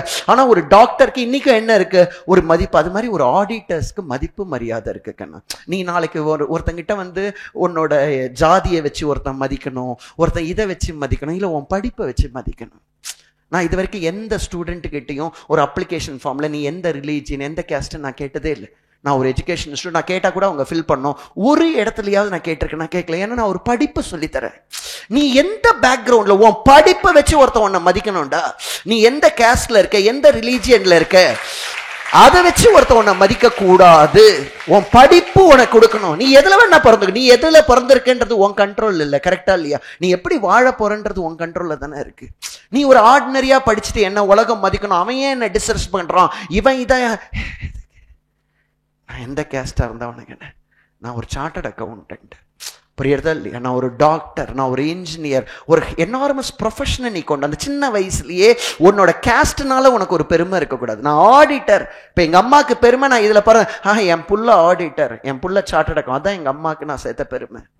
நீ எந்த பெருமையை சேர்க்க போற இந்த குளத்துல? படிப்பு உனக்கு பெருமையை தேடி கொடுக்கணும். அதுக்கு பிகாம் படிக்கிறது பெருமை தேடி கொடுக்குமா? கிடையாது கண்ணா, சத்தியமா கிடையாது. அப்படி இருந்ததுன்னா நான் என்ன சொல்ல, பிகாம் படின்னு சொல்ல, அதை படிக்கவே வேண்டாம்னு சொல்றீங்களா? சும்மா சைட்ல படிச்சுக்கோ. அதை ஒரு படிப்பா படிக்காது. ஒரு ஐஏஎஸ் படிப்பா எடுத்து படிக்கிறான் தெய்வம் அவன். ஒரு ஐஏஎஸ் படிக்கிறான், ஒரு நீட்டுக்கு படிக்கிறான் தெய்வம். ஒரு டாக்டர் ஆகணும், ஒரு இது அக்ராஸ் இந்தியா எக்ஸாம் கிராக் பண்ணி நீட் எக்ஸாம் உள்ள போறான் தெய்வம் அவன் அப்படின்னு சொல்ற. நீ ஒரு சிஏ முடிக்கிற தெய்வம் நீ அப்படின்னு சொல்லுவாங்க. ஏன்னா படிப்புனால முன்னுக்கு வரணும்னு நினைச்சிருக்க. ஒரு பிகாம் அது யார் வேணா பண்ணலாம், பிஎஸ்சி யார் வேணா பண்ணலாம். பிளஸ் டூல பாஸ் பண்ணாலே ஏதோ ஒரு காலேஜில் போய் பிகாம் பண்ண போற. அது யார் வேணா பண்ணலாம், யார் வேணா முடிக்கலாம் அந்த பிகாம. ஏன்னா அது ஒன்றும் பெரிய இது கிடையாது. எல்லா காலேஜஸும் எதுக்காக நடத்துறாங்கன்னு எங்களுக்கு தெரியும். உன் வாழ்க்கை அதுல ஒரு படிப்பு உன் வாழ்க்கையை மாற்றணும். அதுதான் ரொம்ப ரொம்ப இம்பார்ட்டன்ட். ஒரு ஐஏஎஸ் படிச்சு முடிக்கிறான், வாழ்க்கை மாறுறது. 1000 பேர் சல்யூட் அடிக்கிறான். அவனோட திங்கிங், அவனோட டிசிஷன்ஸ் அங்க ரியாலிட்டிக்கு வருது. அது எவ்வளவு பெரிய இது. இன்னைக்கு பொலிட்டீஷியன் வராம போறான், யார் ஃபுல்லா அட்மினிஸ்டர் பண்றான்? எந்த இப்ப ஜெயலலிதா ஹாஸ்பிட்டல்ல படுத்திருந்த காலகட்டம் கூட சென்னையில இதாகல அதாகல எல்லாம் நல்லா தான் இருந்தது. ஏன்னா அதுக்கு பின்னாடி ரன் பண்ற எல்லாருமே ஒரு ஐஏஎஸ் ஆபீசர்ஸ். இன்னைக்கு ஒரு இது சைக்கிள் போறது, ஒரு ஆர்கனைசேஷன் ரன் ஆகுது, அதுக்கு பின்னாடி ஒரு ஐஏஎஸ் ஆபீசர். இன்னைக்கு ஒரு இதுக்கு வரீங்க, நீங்க இப்ப இந்த ஃபங்க்ஷனுக்கு வரீங்க, இதுக்கு நைட்டு பூரா மார்வல் டீம் வேலை பண்ணியிருக்காங்க. அதுக்கு பின்னாடி என்னோட ஐடியாஸ். நான் உங்களுக்கு நைட்டு 1 மணிக்கு நேற்று ஃபோன் பண்ணி, இதை எப்படி இந்த வீடியோவை காமி, இதை வீடியோ காமி, இதை எப்படி பண்ண போற, இதை எப்படி பண்ண போற, பேரண்ட்ஸ் எந்த விஷயத்துலையும் கஷ்டப்படக்கூடாது, ஸ்டூடெண்ட்ஸ் எந்த இதுலையும் கஷ்டப்படக்கூடாது, எப்படி வராங்க. நீங்க அங்கிருந்தே 4 பேர் நின்னா உங்களுக்கு உள்ள வரும்போது ஒருத்தங்க கும்பிட்டு நின்னா, உள்ள வரதுலேருந்து இங்க வந்ததுலேருந்து உனக்கு எந்த இடத்துலையும் ஒரு 500 பேர் வராங்க. ஃபுல்லா இருக்கு, 4 ஃப்ளோர்லயும் ஃபுல்லா இருக்கு கிரௌடு. உங்களுக்கு எந்த ஒரு துளி இஷ்யூ இல்லாம எது இப்படி நடக்கிறது? எதனால அப்படின்னா அதுக்கு பின்னாடி ஒரு திங்கிங் மைண்ட் இருக்கு. ஒரு திங்கிங் மைண்ட் அதுக்கு பின்னாடி வேலை செஞ்சது. எல்லாமே உங்க வாழ்க்கையில இப்ப நீ போற உங்க வீட்டுல எல்லாமே சாப்பாடு சூப்பரா இருக்கு. உங்க அம்மா அதுக்கு பின்னாடி உழைச்சிருக்காங்க, யாரோ ஒருத்தங்க யோசிச்சிருக்காங்கல்ல. இது மாதிரி ஒரு ஆர்கனைசேஷனை ரன் பண்றதுக்கு அவ்வளவு திறமை வேணும். ஒரு ஐஏஎஸ் ஆஃபீஸர், இப்ப நீ ஒரு ஐஏஎஸ் படிக்க போற, நான் கைது நீ சி எல்லாம் வராது, ஐஏஎஸ் படி, வெறித்தனமா படி. ஏன்னா அதுல 100ல ஒருத்தன் தான் ஐஏஎஸ் ஆஃபீஸர் ஆறான். இங்க ஒரு 100 பேர் எடுத்தோன்னா ஒரு 55 பேர் கேஎஸ் அகாடமில ஆடிட்டர் ஆறான். இந்த லாஸ்ட் 2.5 இயர்ஸ்ல 410 சார்ட்டர்ட் அக்கௌண்டன்ஸ் கேஎஸ் அகாடமில இருந்து வந்திருக்கான். இது ஏதோ பொய்யோ இதெல்லாம் கிடையாது. 450 பேரோட போன் நம்பரோட என்னால கொடுக்க முடியும். இவங்க எல்லாருமே என்கிட்ட ஆல் சப்ஜெக்ட்ஸ் படிச்சவங்க, எங்கேயுமே போல. அவங்க ஃபுல்லுமே கேஎஸ் அகாடமி நம்பி ஃபவுண்டேஷன் இன்டர் ஃபைனல் 3மே எங்கிட்ட படிச்சவங்க. 410 பேர் லாஸ்ட் 2 இயர்ஸ்ல சார்ட்டர்ட் அக்கௌண்டன்ட் ஆயிருக்காங்க. அவ்வளோ ஒரு ஸ்ட்ராங் பேஸை கொண்டு வந்திருக்கேன் நான். அவ்வளோ ஸ்ட்ராங் பேஸ். 100 பேர்ல 55 பேர் கேஎஸ் அகாடமில ஆடிட்டர் ஆகிறான். ஒரு ஐஏஎஸ்னா 100 பேர்ல ஒருத்தன் தான் ஆகிறான். நீ அதை படிக்கணும்னு நினைச்சா கூட நான் தடுக்கல மாட்டேன். ஏன்னா அது இன்னும் உன்னோட ஆட்டிடியூட காமிக்கதே. அவன் நம்மளை விட பெரிய படிக்க போறான்டா அப்படின்னும் போது அதுவும் எனக்கு சூப்பர். இல்ல நீ அந்த மாதிரி பெரிய படிப்பு படிக்க போல, அட்லீஸ்ட் காமர்ஸ் ரிலேட்டடா படிச்சுக்கிறேன் சார். ஐஏஎஸ்லாம் என்ன இருக்குன்னு கூட எனக்கு தெரியாது, பட் காமர்ஸ் ரிலேட்டட் பொசிஷன். இப்ப சிஏனா என்ன இருக்கும், அதுல அக்கௌண்டன்சி இருக்கும், லா இருக்கும், காமர்ஸ் இருக்கும், எக்கனாமிக்ஸ் இருக்கும். நீங்க என்ன பிளஸ் 2ல படிச்சியோ அதை கொஞ்சம் ஹையா படிக்கிறோம், அவ்வளவுதான் கண்ணா சிஏ படிப்பு. ஓகேவா? ரீச் யாருமே சார் அது ரொம்ப கஷ்டம்னு சொல்றாங்களே, எவ்வளவு அழகா இன்ஃப்ராஸ்ட்ரக்சர் பண்ணி வச்சிருக்கேன் பார். எவ்வளோ பெஸ்ட் ஃபேக்கல்ட்டியை கொண்டு வரேன், அக்ராஸ் இந்தியாவிலேருந்து கொண்டு வரேன் உங்களுக்காக.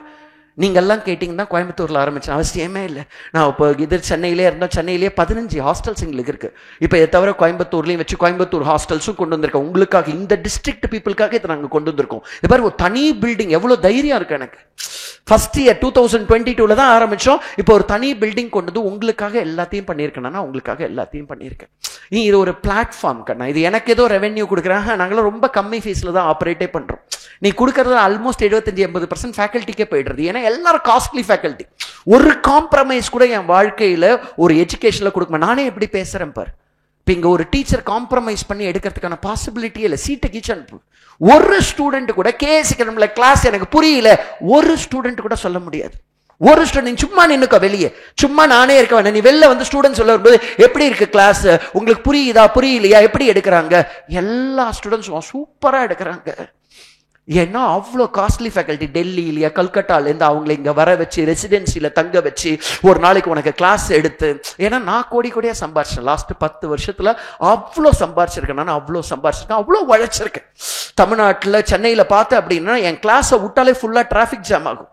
ஏன்னா 7500 பேர் படிக்கிறாங்க சென்னையில். கேஎஸ் அகாடமி உள்ள ஒரு நாளைக்கு உள்ள வந்துட்டு போது 7500 பேர் படிக்கிறான். அவ்வளோ கோடி சம்பாரிச்சிருக்கேன் நான். ஸ்டில் உங்களுக்கு வந்து சொல்றதுக்கு காரணம் என்ன அப்படின்னா, நாளைக்கு நீ வந்து ஒரு பொலிட்டீஷியன் நம்பி உன் வாழ்க்கை, ஒரு அசிங்கமான ஒரு வாழ்க்கை, ஒரு அசிங்க செயல் செய்யறது அவசியம் இல்லை கண்ணா. நீ ஒரு ப்ரொஃபஷன் படிக்கணும். அதுவும் இல்லாமல் காமர்ஸ் ப்ரொஃபஷன் எடுக்கணும்னு நீ நினைச்ச அப்படின்னா சிஏ இஸ் தி பெஸ்ட் ப்ரொஃபஷனா, தி பெஸ்ட் ப்ரொஃபஷன். என்ன சார் இப்போ சிஏ எல்லாம் பாஸ் பண்றது கொஞ்சம் கஷ்டம்னு சொல்றாங்களே, எதனால நிறைய பேர் ஃபெயில் ஆறாங்க? சிஏ படிக்கிறதுக்கு ஒரு மெத்தடாலஜி இருக்கு கண்ணா. இப்போ ப்ளஸ் 2ல் நான் சொன்னேன்ல, உனக்கு புரியுதோ புரியலையோ நீ ரிப்பீட் பண்ணி எக்ஸாம் எழுதினா என்ன மார்க் வாங்கிடுவேன்? நல்ல மார்க் வாங்கிடுவேன். ஆனால் சிஏல அப்படி கிடையாது கண்ணா. நீ எல்லாத்தையும் புரிஞ்சுட்டு படிக்கணும். ஒரு கான்செப்ட் இருக்கு அப்படின்னா அது எதனால இந்த கான்செப்ட் இருக்குன்றத புரிஞ்சுட்டு படிக்கணும். கான்செப்சுவல் கிளாரிட்டி, இந்த கான்செப்ட் எதனால இருக்கு, வை திஸ் கான்செப்ட் அப்படின்னு புரிஞ்சுட்டு படிக்கணும். அதுதான் கண்ணா வித்தியாசம். சார் புரிஞ்சுட்டு படிக்கணும்னா எனக்கு புரியல சார். இங்க எல்லாரும் கவனி, எல்லாரும் காமர்ஸ் ஸ்டூடெண்ட்ஸ் எல்லாரும் ஒரு நிமிஷம் கவனி. நான் சொல்றேன், நம்ம பிளஸ் 2ல இப்ப நீங்க படிச்சிருக்கீங்கல்ல, கம்பெனி அக்கௌண்ட்ஸ் படிச்சிருக்கியா? கம்பெனி அக்கௌண்ட்ஸ்னு ஒன்று இருக்கா இல்லையா? இருக்கா இல்லையா? இருக்கு. அதுல வந்து ஷேர் ஃபோர் ஃபீச்சர்னு ஒன்று இருக்கா? சும்மாவாவது லைட்டா ஞாபகம் வருதா பாரு. ஷேர் ஃபோர் ஃபீச்சர்னு ஒன்று இருக்கா? அதுல லாஸ்ட் என்ட்ரி போடுறல, அந்த லாஸ்ட் என்ட்ரி என்ன போடுற? Share four feature account debit capital reserve being net profit on share four feature transfer to capital reserve அப்படின்னு ஒரு என்ட்ரியாவது பார்த்திருக்கியா? அது ஓகே. இப்போ ஷேர் ஃபோர் ஃபீச்சர்ல வர நெட் ப்ராஃபிட்டை வந்து கேபிட்டல் ரிசர்வ்க்கு டிரான்ஸ்ஃபர் பண்றோம், கரெக்டா? ஒரு ஷேரை ஃபோர்ஃபீட் பண்ணும்போது வர லாபத்தை கேபிட்டல் ரிசர்வ்க்கு டிரான்ஸ்ஃபர் பண்றோம். அதே டெப்ரிசியேஷன் சாப்டர்ல, என்ன சாப்டர்ல? டெப்ரிசியேஷன் +1ல ஒரு அசெட்டை சேல் பண்ணுவேன். ஒரு அசெட்டை வித்து அதுல ஒரு லாபம் வரும். அந்த லாபத்தை நீ என்ன பண்றனா asset account debit P&L being net profit on sale of asset credited to profit and loss account அப்படின்னு நரேஷன் எழுதுற. ஒரு அசெட்டை வித்து, ஒரு ஏசியை வித்து வர லாபம் P&Lக்கு போறது. அது ஒரு ஷேரை ஃபோர்ஃபீட் பண்ணி வர லாபம் கேபிட்டல் ரிசர்வுக்கு போறது. ஏன்? ரெண்டுமே லாபம் தானே. ஒரு அசெட்டை வித்து வரதும் லாபம் தான், ஒரு ஷேரை ஃபோர்ஃபீட் பண்ணி வரதும் லாபம் தான். ஏன் அந்த லாபம் P&Lக்கு போறது, இந்த லாபம் கேபிட்டல் ரிசர்வுக்கு போறது? இது ஒரு +2 ஸ்டூடெண்ட்டுக்கு தெரியும். இதே சாப்டர், இந்த கம்பெனி அக்கௌண்ட்ஸ் நீ படிக்கிறல்ல, இதே சாப்டர் தான் சிஏ ஃபவுண்டேஷன்லயே இருக்கு. வேற சாப்டர்ஸ்லாம் கிடையாது. நீ படிக்கிற பார்ட்னர்ஷிப் தான் சிஏ ஃபவுண்டேஷன்ல இருக்கு. ஆனா என்ன சார் வித்தியாசம்? +2ல நல்ல மார்க் எடுக்கிறோம், ஏன் சிஏல ஃபெயில் ஆறோம்? ஏன்? என்ன ரீசன்னா, +2ல நீ share four feature capital reserve நீ என்ட்ரி போட தெரிஞ்சாலே உனக்கு மார்க் கொடுத்துருவாங்க. சிஏல ஏன் கேபிட்டல் ரிசர்வ்க்கு இங்க கிரெடிட் ஆகுது, இங்க ஏன் P&Lக்கு கிரெடிட் ஆகுது? இது ரெண்டுத்துக்கான ரீசன் என்ன? அது தெரியாது. அதுதான் உண்மையான அறிவு கண்ணா. புரியுறதா? இப்ப நான் கேட்கும்போது உங்க மைண்ட் ஓப்பன் ஆறதா இல்லையா? கரெக்ட் தான்ப்பா. அது profit on sale of asset P&Lக்கு போச்சு. Profit on forfeiture of shares உன் மிஸ் கிட்ட ஒரு தடவையாவது கேட்டிருக்கியா நீ? ஏன் மிஸ் இது P&Lக்கு போகாம இது கேபிட்டல் ரிசர்வ்க்கு போறது? நீ கேட்கல. உன் miss this is how we have to pass journal entry அப்படி பண்ற. இப்போ உன் மிஸ் எல்லாம் போய் கேட்காது. இப்ப டைம்லாம் கிடையாது. புரியுறதா இல்லையா? +1 +2க்குலாம் உனக்கு கான்செப்ஷுவல் அண்டர்ஸ்டாண்டிங்லாம் அவசியம் கிடையாது. இதான் தெளிவுன்னு சொல்லுவோம். படிப்புல தெளிவு இருக்கணும். இப்ப நாங்க அதே படிப்பை தான் படிக்கிறோம், ஆனா எங்களுக்கு நிறைய தெளிவு இருக்கு. ஒரு டாக்டர் வந்து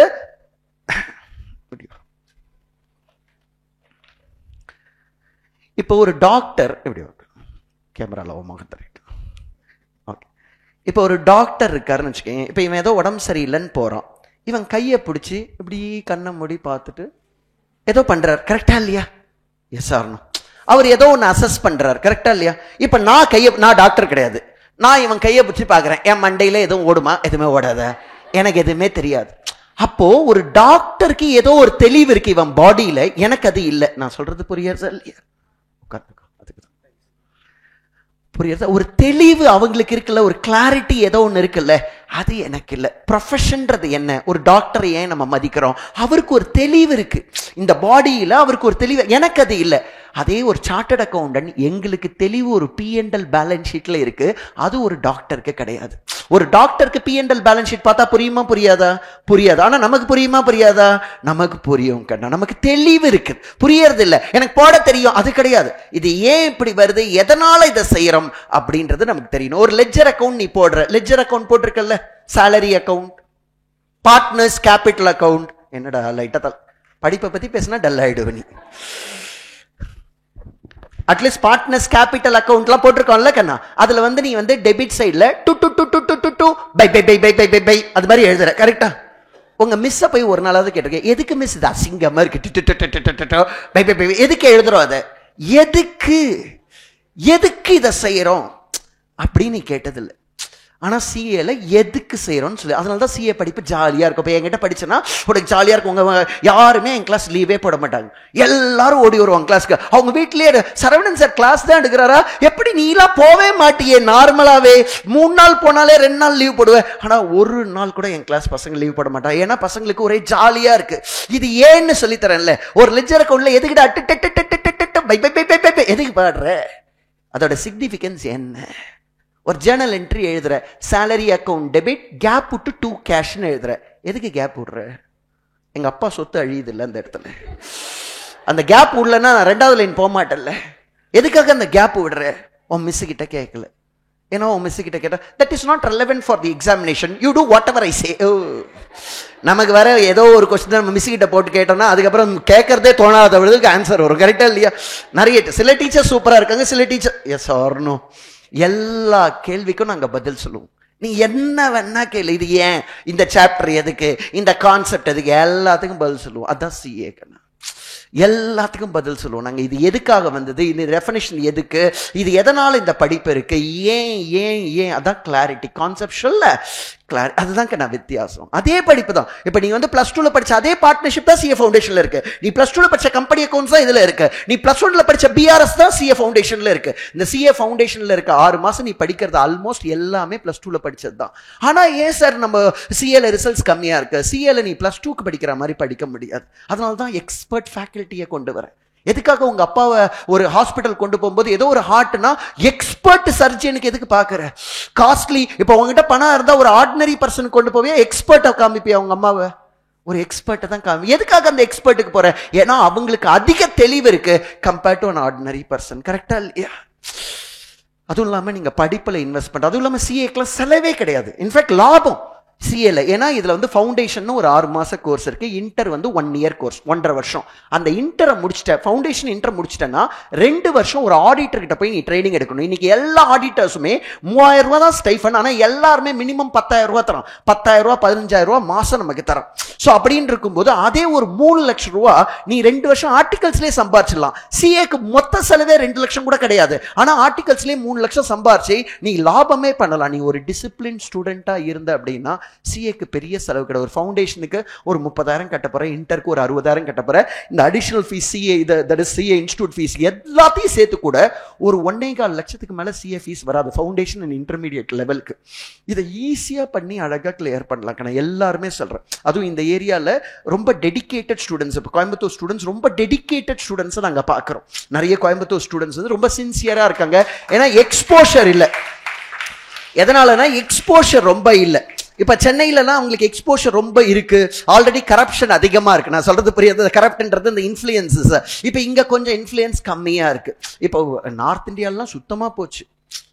நார்த் இந்தியாலாம் டீச்சர்ஸ் வந்து எடுக்கிறதுக்கே விருப்பப்படல, நல்ல எக்ஸ்பர்ட் டீச்சர்ஸ். ஐயா வேண்டாப்பா, ஸ்டூடெண்ட்ஸ் முன்னாடி நிற்கிறதுக்கே எங்களுக்கு பிடிக்கல, அவனுக்கு எங்களோட வேல்யூவே தெரியல அப்படின்னு இருக்கு. ஆனா நார்த் இந்தியன் டீச்சர்ஸ்லாம் இங்க சவுத்ல வந்து நம்ம சென்னை ஸ்டூடெண்ட்ஸ், ஏன்னா நான் கல்டிவேட் பண்ணி உன்னை கொண்டு வந்துடுறேன், அதனால தே ஆர் என்ஜாயிங், அதனால தான் இங்க வரதுக்கு ஆசைப்படுறாங்க. எல்லா டீச்சர்ஸுமே இங்க வந்து எடுக்கிறதுக்கு ஆசைப்படுறாங்க. இந்த குவாலிட்டி ஆஃப் ஸ்டூடெண்ட்ஸ் சென்னையை கம்பேர் பண்ணும்போது கோயம்புத்தூர் குவாலிட்டி இன்னும் பெட்டரா இருக்கு. நீ உன்னோட ஏரியாவை சூப்பரா பண்ணணும் அப்படின்னா கட்டாயம் உனக்கு ரொம்ப அறிவு இருக்கணும். இந்த அறிவுன்றது நான் சொல்றது ஒரு தெளிவு, ஒரு கான்செப்சுவல் கிளாரிட்டி, ஒரு உயர்கல்வி. அது என்ன சார் உயர்கல்வின்றது? ஏன் எதுக்குன்னு கேட்டு படிக்கணும். இது மாதிரி நிறைய இருக்கு. நான் உனக்கு சொன்னா ஒரே ஜாலியா இருக்கும். ஒன்னு ஒன்னா நான் சொல்லி கொடுத்தேன். இப்போ ஒரு ப்ரொப்ரைட்டரி கன்சர்ன் இருக்குல்ல, ட்ரேடிங் P&L +1ல போட்டிருக்கோம்ல, லைட்டா தலையாவது காட்டுறா. ட்ரேடிங் அக்கௌண்ட் P&L அக்கௌண்ட் போட்டிருக்கோமா இல்லையா? அதுல வந்து இந்த ப்ராஃபிட் P&L வரும்ல, நெட் ப்ராஃபிட், அதை போய் கேபிட்டலோட ஆட் பண்ணுவோம். எஸ்ன்னு சும்மாவாவது சொல்லு. ஓகேவா? அதே மாதிரி பார்ட்னர்ஷிப்ல P&L அப்ராப்ரேஷன் ஒன்று போடுவோம், ஞாபகம் இருக்கா? அதுல ஒரு ப்ராஃபிட் வரும்ல, அதை போய் கேபிட்டல் அக்கவுண்ட்ல ஆட் பண்ணுவோம், பை ஷேர் ஆஃப் ப்ராஃபிட்னு சொல்லி. Yes or no? ஒரு ப்ரொப்ரைட்டரி கன்சர்ன்ல வர ப்ராஃபிட் வந்து கேபிட்டல் ஆட் பண்றோம், ஒரு பார்ட்னர்ஷிப்ல வர ப்ராஃபிட்டையும் நம்ம கேபிட்டலோட ஆட் பண்றோம். அதே ஒரு கம்பெனியில பார்த்தோம் அப்படின்னா, கம்பெனிஸ் ஏர்ன் பண்ற ப்ராஃபிட்டை நம்ம கேபிட்டலோட ஆட் பண்ணாம தனியா ரிசர்வ்ஸ் அண்ட் சர்ப்ளஸ் அப்படின்னு பேலன்ஸ் ஷீட்ல securities premium capital reserve P&L வைக்கிறோம். ஏன்? சும்மா கேளு. ஏன்? சும்மா கேளு, வாயை திறந்து. ஏன்? சும்மா கேளு ஒரு 2-3 தடவை. எல்லாரும் வாயை திறந்து ஏன் ஏன் ஏன். அவ்வளவு. இதுதான் வந்து ப்ரொஃபஷன். இதானது? இந்த ஏன் நீ கேட்டதுக்கு உனக்கு பதில் தெரியும் அப்படின்னா you are a professional. You are a professional. கோடியா எங்களை மாதிரி சம்பாதிக்கலாம். நீ இல்ல ஏன்னு தெரியாது, ஆமா அந்த மாதிரி போட்டிருக்கேன், ஆமா பார்த்திருக்கேன், என்ன தெரியாது பார்த்திருக்கேன், நான் அது மாதிரிலாம் இருந்தேன்னா அது மாதிரி இருக்க வேண்டியதான். புரியுறதால்? உன் வாழ்க்கையில் நீ வந்து பயங்கர பெரிய லெவல்ல இருக்க முடியும். எல்லாத்துக்கும் ஏன் எதுக்குன்னு தெரியணும், அவ்வளவுதான். அதுதான் நாங்கள் சொல்லித்தரோம். CL என்ன சார் பெருசா சொல்லி தரீங்கன்னா ஏன் எதுக்குன்னு சொல்லி தருவோம். இந்த GST-யை எதுக்காக உருவாக்கினாங்க, இதுல என்ன அட்வான்டேஜ் இருக்கு, டிஸ்அட்வான்டேஜ் இருக்கு, இது நாட்டுக்கு நல்லதா நல்லது இல்லையா, மக்களுக்கு நல்லதா நல்லது இல்லையா, இதெல்லாம் அனலைஸ் பண்றதுதான் எங்களோட வேலை. புரியுறதாக்கன்னா ரைட்டா? ஸோ இது மாதிரி நிறைய படிப்பு இருக்கு. CA CMA. இதுல பெஸ்ட் ப்ரொஃபஷன் என்னது? டவுட் இல்லை. ஏன்னா CA படிச்சோம்னா நிறைய சோஷியல். இப்போ CMA நீ முடிச்சா கூட இந்த CA லெவலுக்கு மதிப்பு இல்லை, கொஞ்சம் கம்மியா இருக்கு. எனக்கு ஓகே சார், அதுல கொஞ்சம் பாஸ் பர்சன்டேஜ் கொஞ்சம் அதிகம், அவங்க கொஞ்சம் இதை விட கொஞ்சம் ஈஸியா பேப்பரை செட் பண்ணுவோம், அதனால அதுல கொஞ்சம் பேர் அதிகமா பாஸ் பண்ணுவாங்க. பட் CAக்கு ரொம்ப மதிப்பு அதிகம். அதுவும் இல்லாம நம்ம வந்து தமிழ்நாட்டில் இவ்வளோ ஸ்ட்ராங்கா ஒரு பேஸை கிரியேட் பண்ணி வச்சிருக்கேன்னா, இப்போ பேஸே இல்லை, படிக்கிறதுக்கு ஆப்பர்ச்சுனிட்டியே இல்லை, ஒரு எக்ஸ்பர்ட்டை என்னால் கான்டாக்டே பண்ண முடியல அந்த படிப்புக்கு. நான்லாம் 30 வருஷத்துக்கு முன்னாடியே ஒரு 4-5 கிளாஸ் போயிட்டு மிச்சத்தை இந்த புக்கு வாங்கி படித்தோம். ஒரு அறிவு எப்படி வரும், தெளிவு எப்படி வரும்னா, எய்தர் எங்களை மாதிரி டீச்சர்ஸ் கிட்ட இருந்து வரும், அது கொஞ்சம் ஈஸி. இல்லை இந்த மாதிரி டீச்சர் கிடைக்கல, அப்போ நீங்க என்ன பண்ணணும்னா இந்த மார்க்கெட்ல புக்கு எழுதியிருப்பாங்களே பெரிய பெரிய ஆத்தர்ஸ், அந்த ஆத்தர்ஸ் வாங்கி படிச்சோம்னா நமக்கு தெளிவு வரும். அதுக்கு நிறைய பேஷன்ஸ் வேணும்.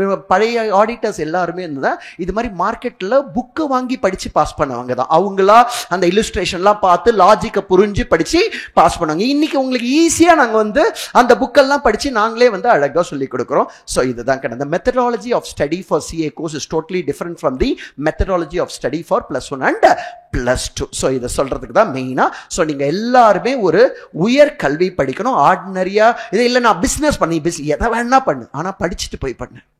புரியுதா? ஒரு மதிப்பு மரியாதையோட பண்ணு. நாளைக்கு உன்னோட ஒய்ஃப் உன்னை மதிக்கணும் அப்படின்னா உன் பணத்துக்காக இல்லை, இன்னொருத்தன் பணம் வச்சிருப்பான், நீ ஒரு ப்ரொஃபஷனலா இருக்க அப்படின்னா என்னைக்குமே அது உனக்கு பெருமையானா உனக்கு பெருமை கண்ணா. ஓகேவா? எல்லா இடத்துலையும் நீ இப்போ பொண்ணுங்க படிக்கணுமா, கட்டாயம் படிக்கணும். நாளைக்கு இன்னொரு இடத்துல போய் நீ தான் பயங்கரமா படிக்கணும். ஏன்னா உன்னோட அம்மா அப்பாவை விட்டுட்டு இன்னொரு இடத்துக்கு போற, அங்க உன்னை மதிக்கணுமா வேண்டாமா? அங்க உன்னை ரெஸ்பெக்ட்ஃபுல்லா ட்ரீட் பண்ணணும்னு நினைச்சேன்னா, இப்போ ஒரு மாமியாரே இருக்காங்க, என் மருமக ஆடிட்டர் CA அப்படின் போது அவங்க கொஞ்சம் ரொம்ப வாலாட்ட மாட்டாங்க. எப்பயுமே மாமியார்னா கொஞ்சம் காட்டுவாங்க. கரெக்டா? இப்ப எங்க அம்மா கூட காட்டியிருக்காங்க லக்ஷ்மி கிட்ட. புரியுறதா இல்லையா? ரைட்? கட்டாயம் காட்டுவாங்களன்னா அவங்க யாருன்னு காட்டுவாங்க. ஏன்னா அவங்க பிள்ளைய நீ ஷேர் பண்றல, அது லேட்டரா CA ஃபைனல் வரும்போது சொல்லித்தரேன் அதெல்லாம். ஓகேவா? ரைட்? அது கொஞ்சம் பெரிய படிப்பு. ஸோ CA ஃபைனல் வரும்போது அந்த கிளாரிட்டி கொடுப்பேன். ஈவன் கேர்ள்ஸுமே, கேர்ள்ஸ் தானே, அது மாதிரிலாம் இருக்காதுங்க. நான் இன்னைக்கு படிப்பு ரொம்ப இம்பார்ட்டன்ட். கரெக்டா இல்லையா? இன்னைக்கு யார் வேணா வேலைக்கு போகலாம், எல்லாமே பண்ணலாம். ஸோ உனக்கு வந்து நாளைக்கு என்ன ரெஸ்பெக்ட் கொடு அப்படின்னு நீ யார்கிட்ட போய் பெக் பண்ண வேண்டாம். உனக்கு நல்ல படிப்பு, அறிவு, திறமை இருந்தா எல்லாரும் ஆட்டோமேட்டிக்கா மதிப்பு மரியாதை கொடுப்பாங்க. இதை சொல்றதா என்னோட 2வது பார்ட். Thank you so much.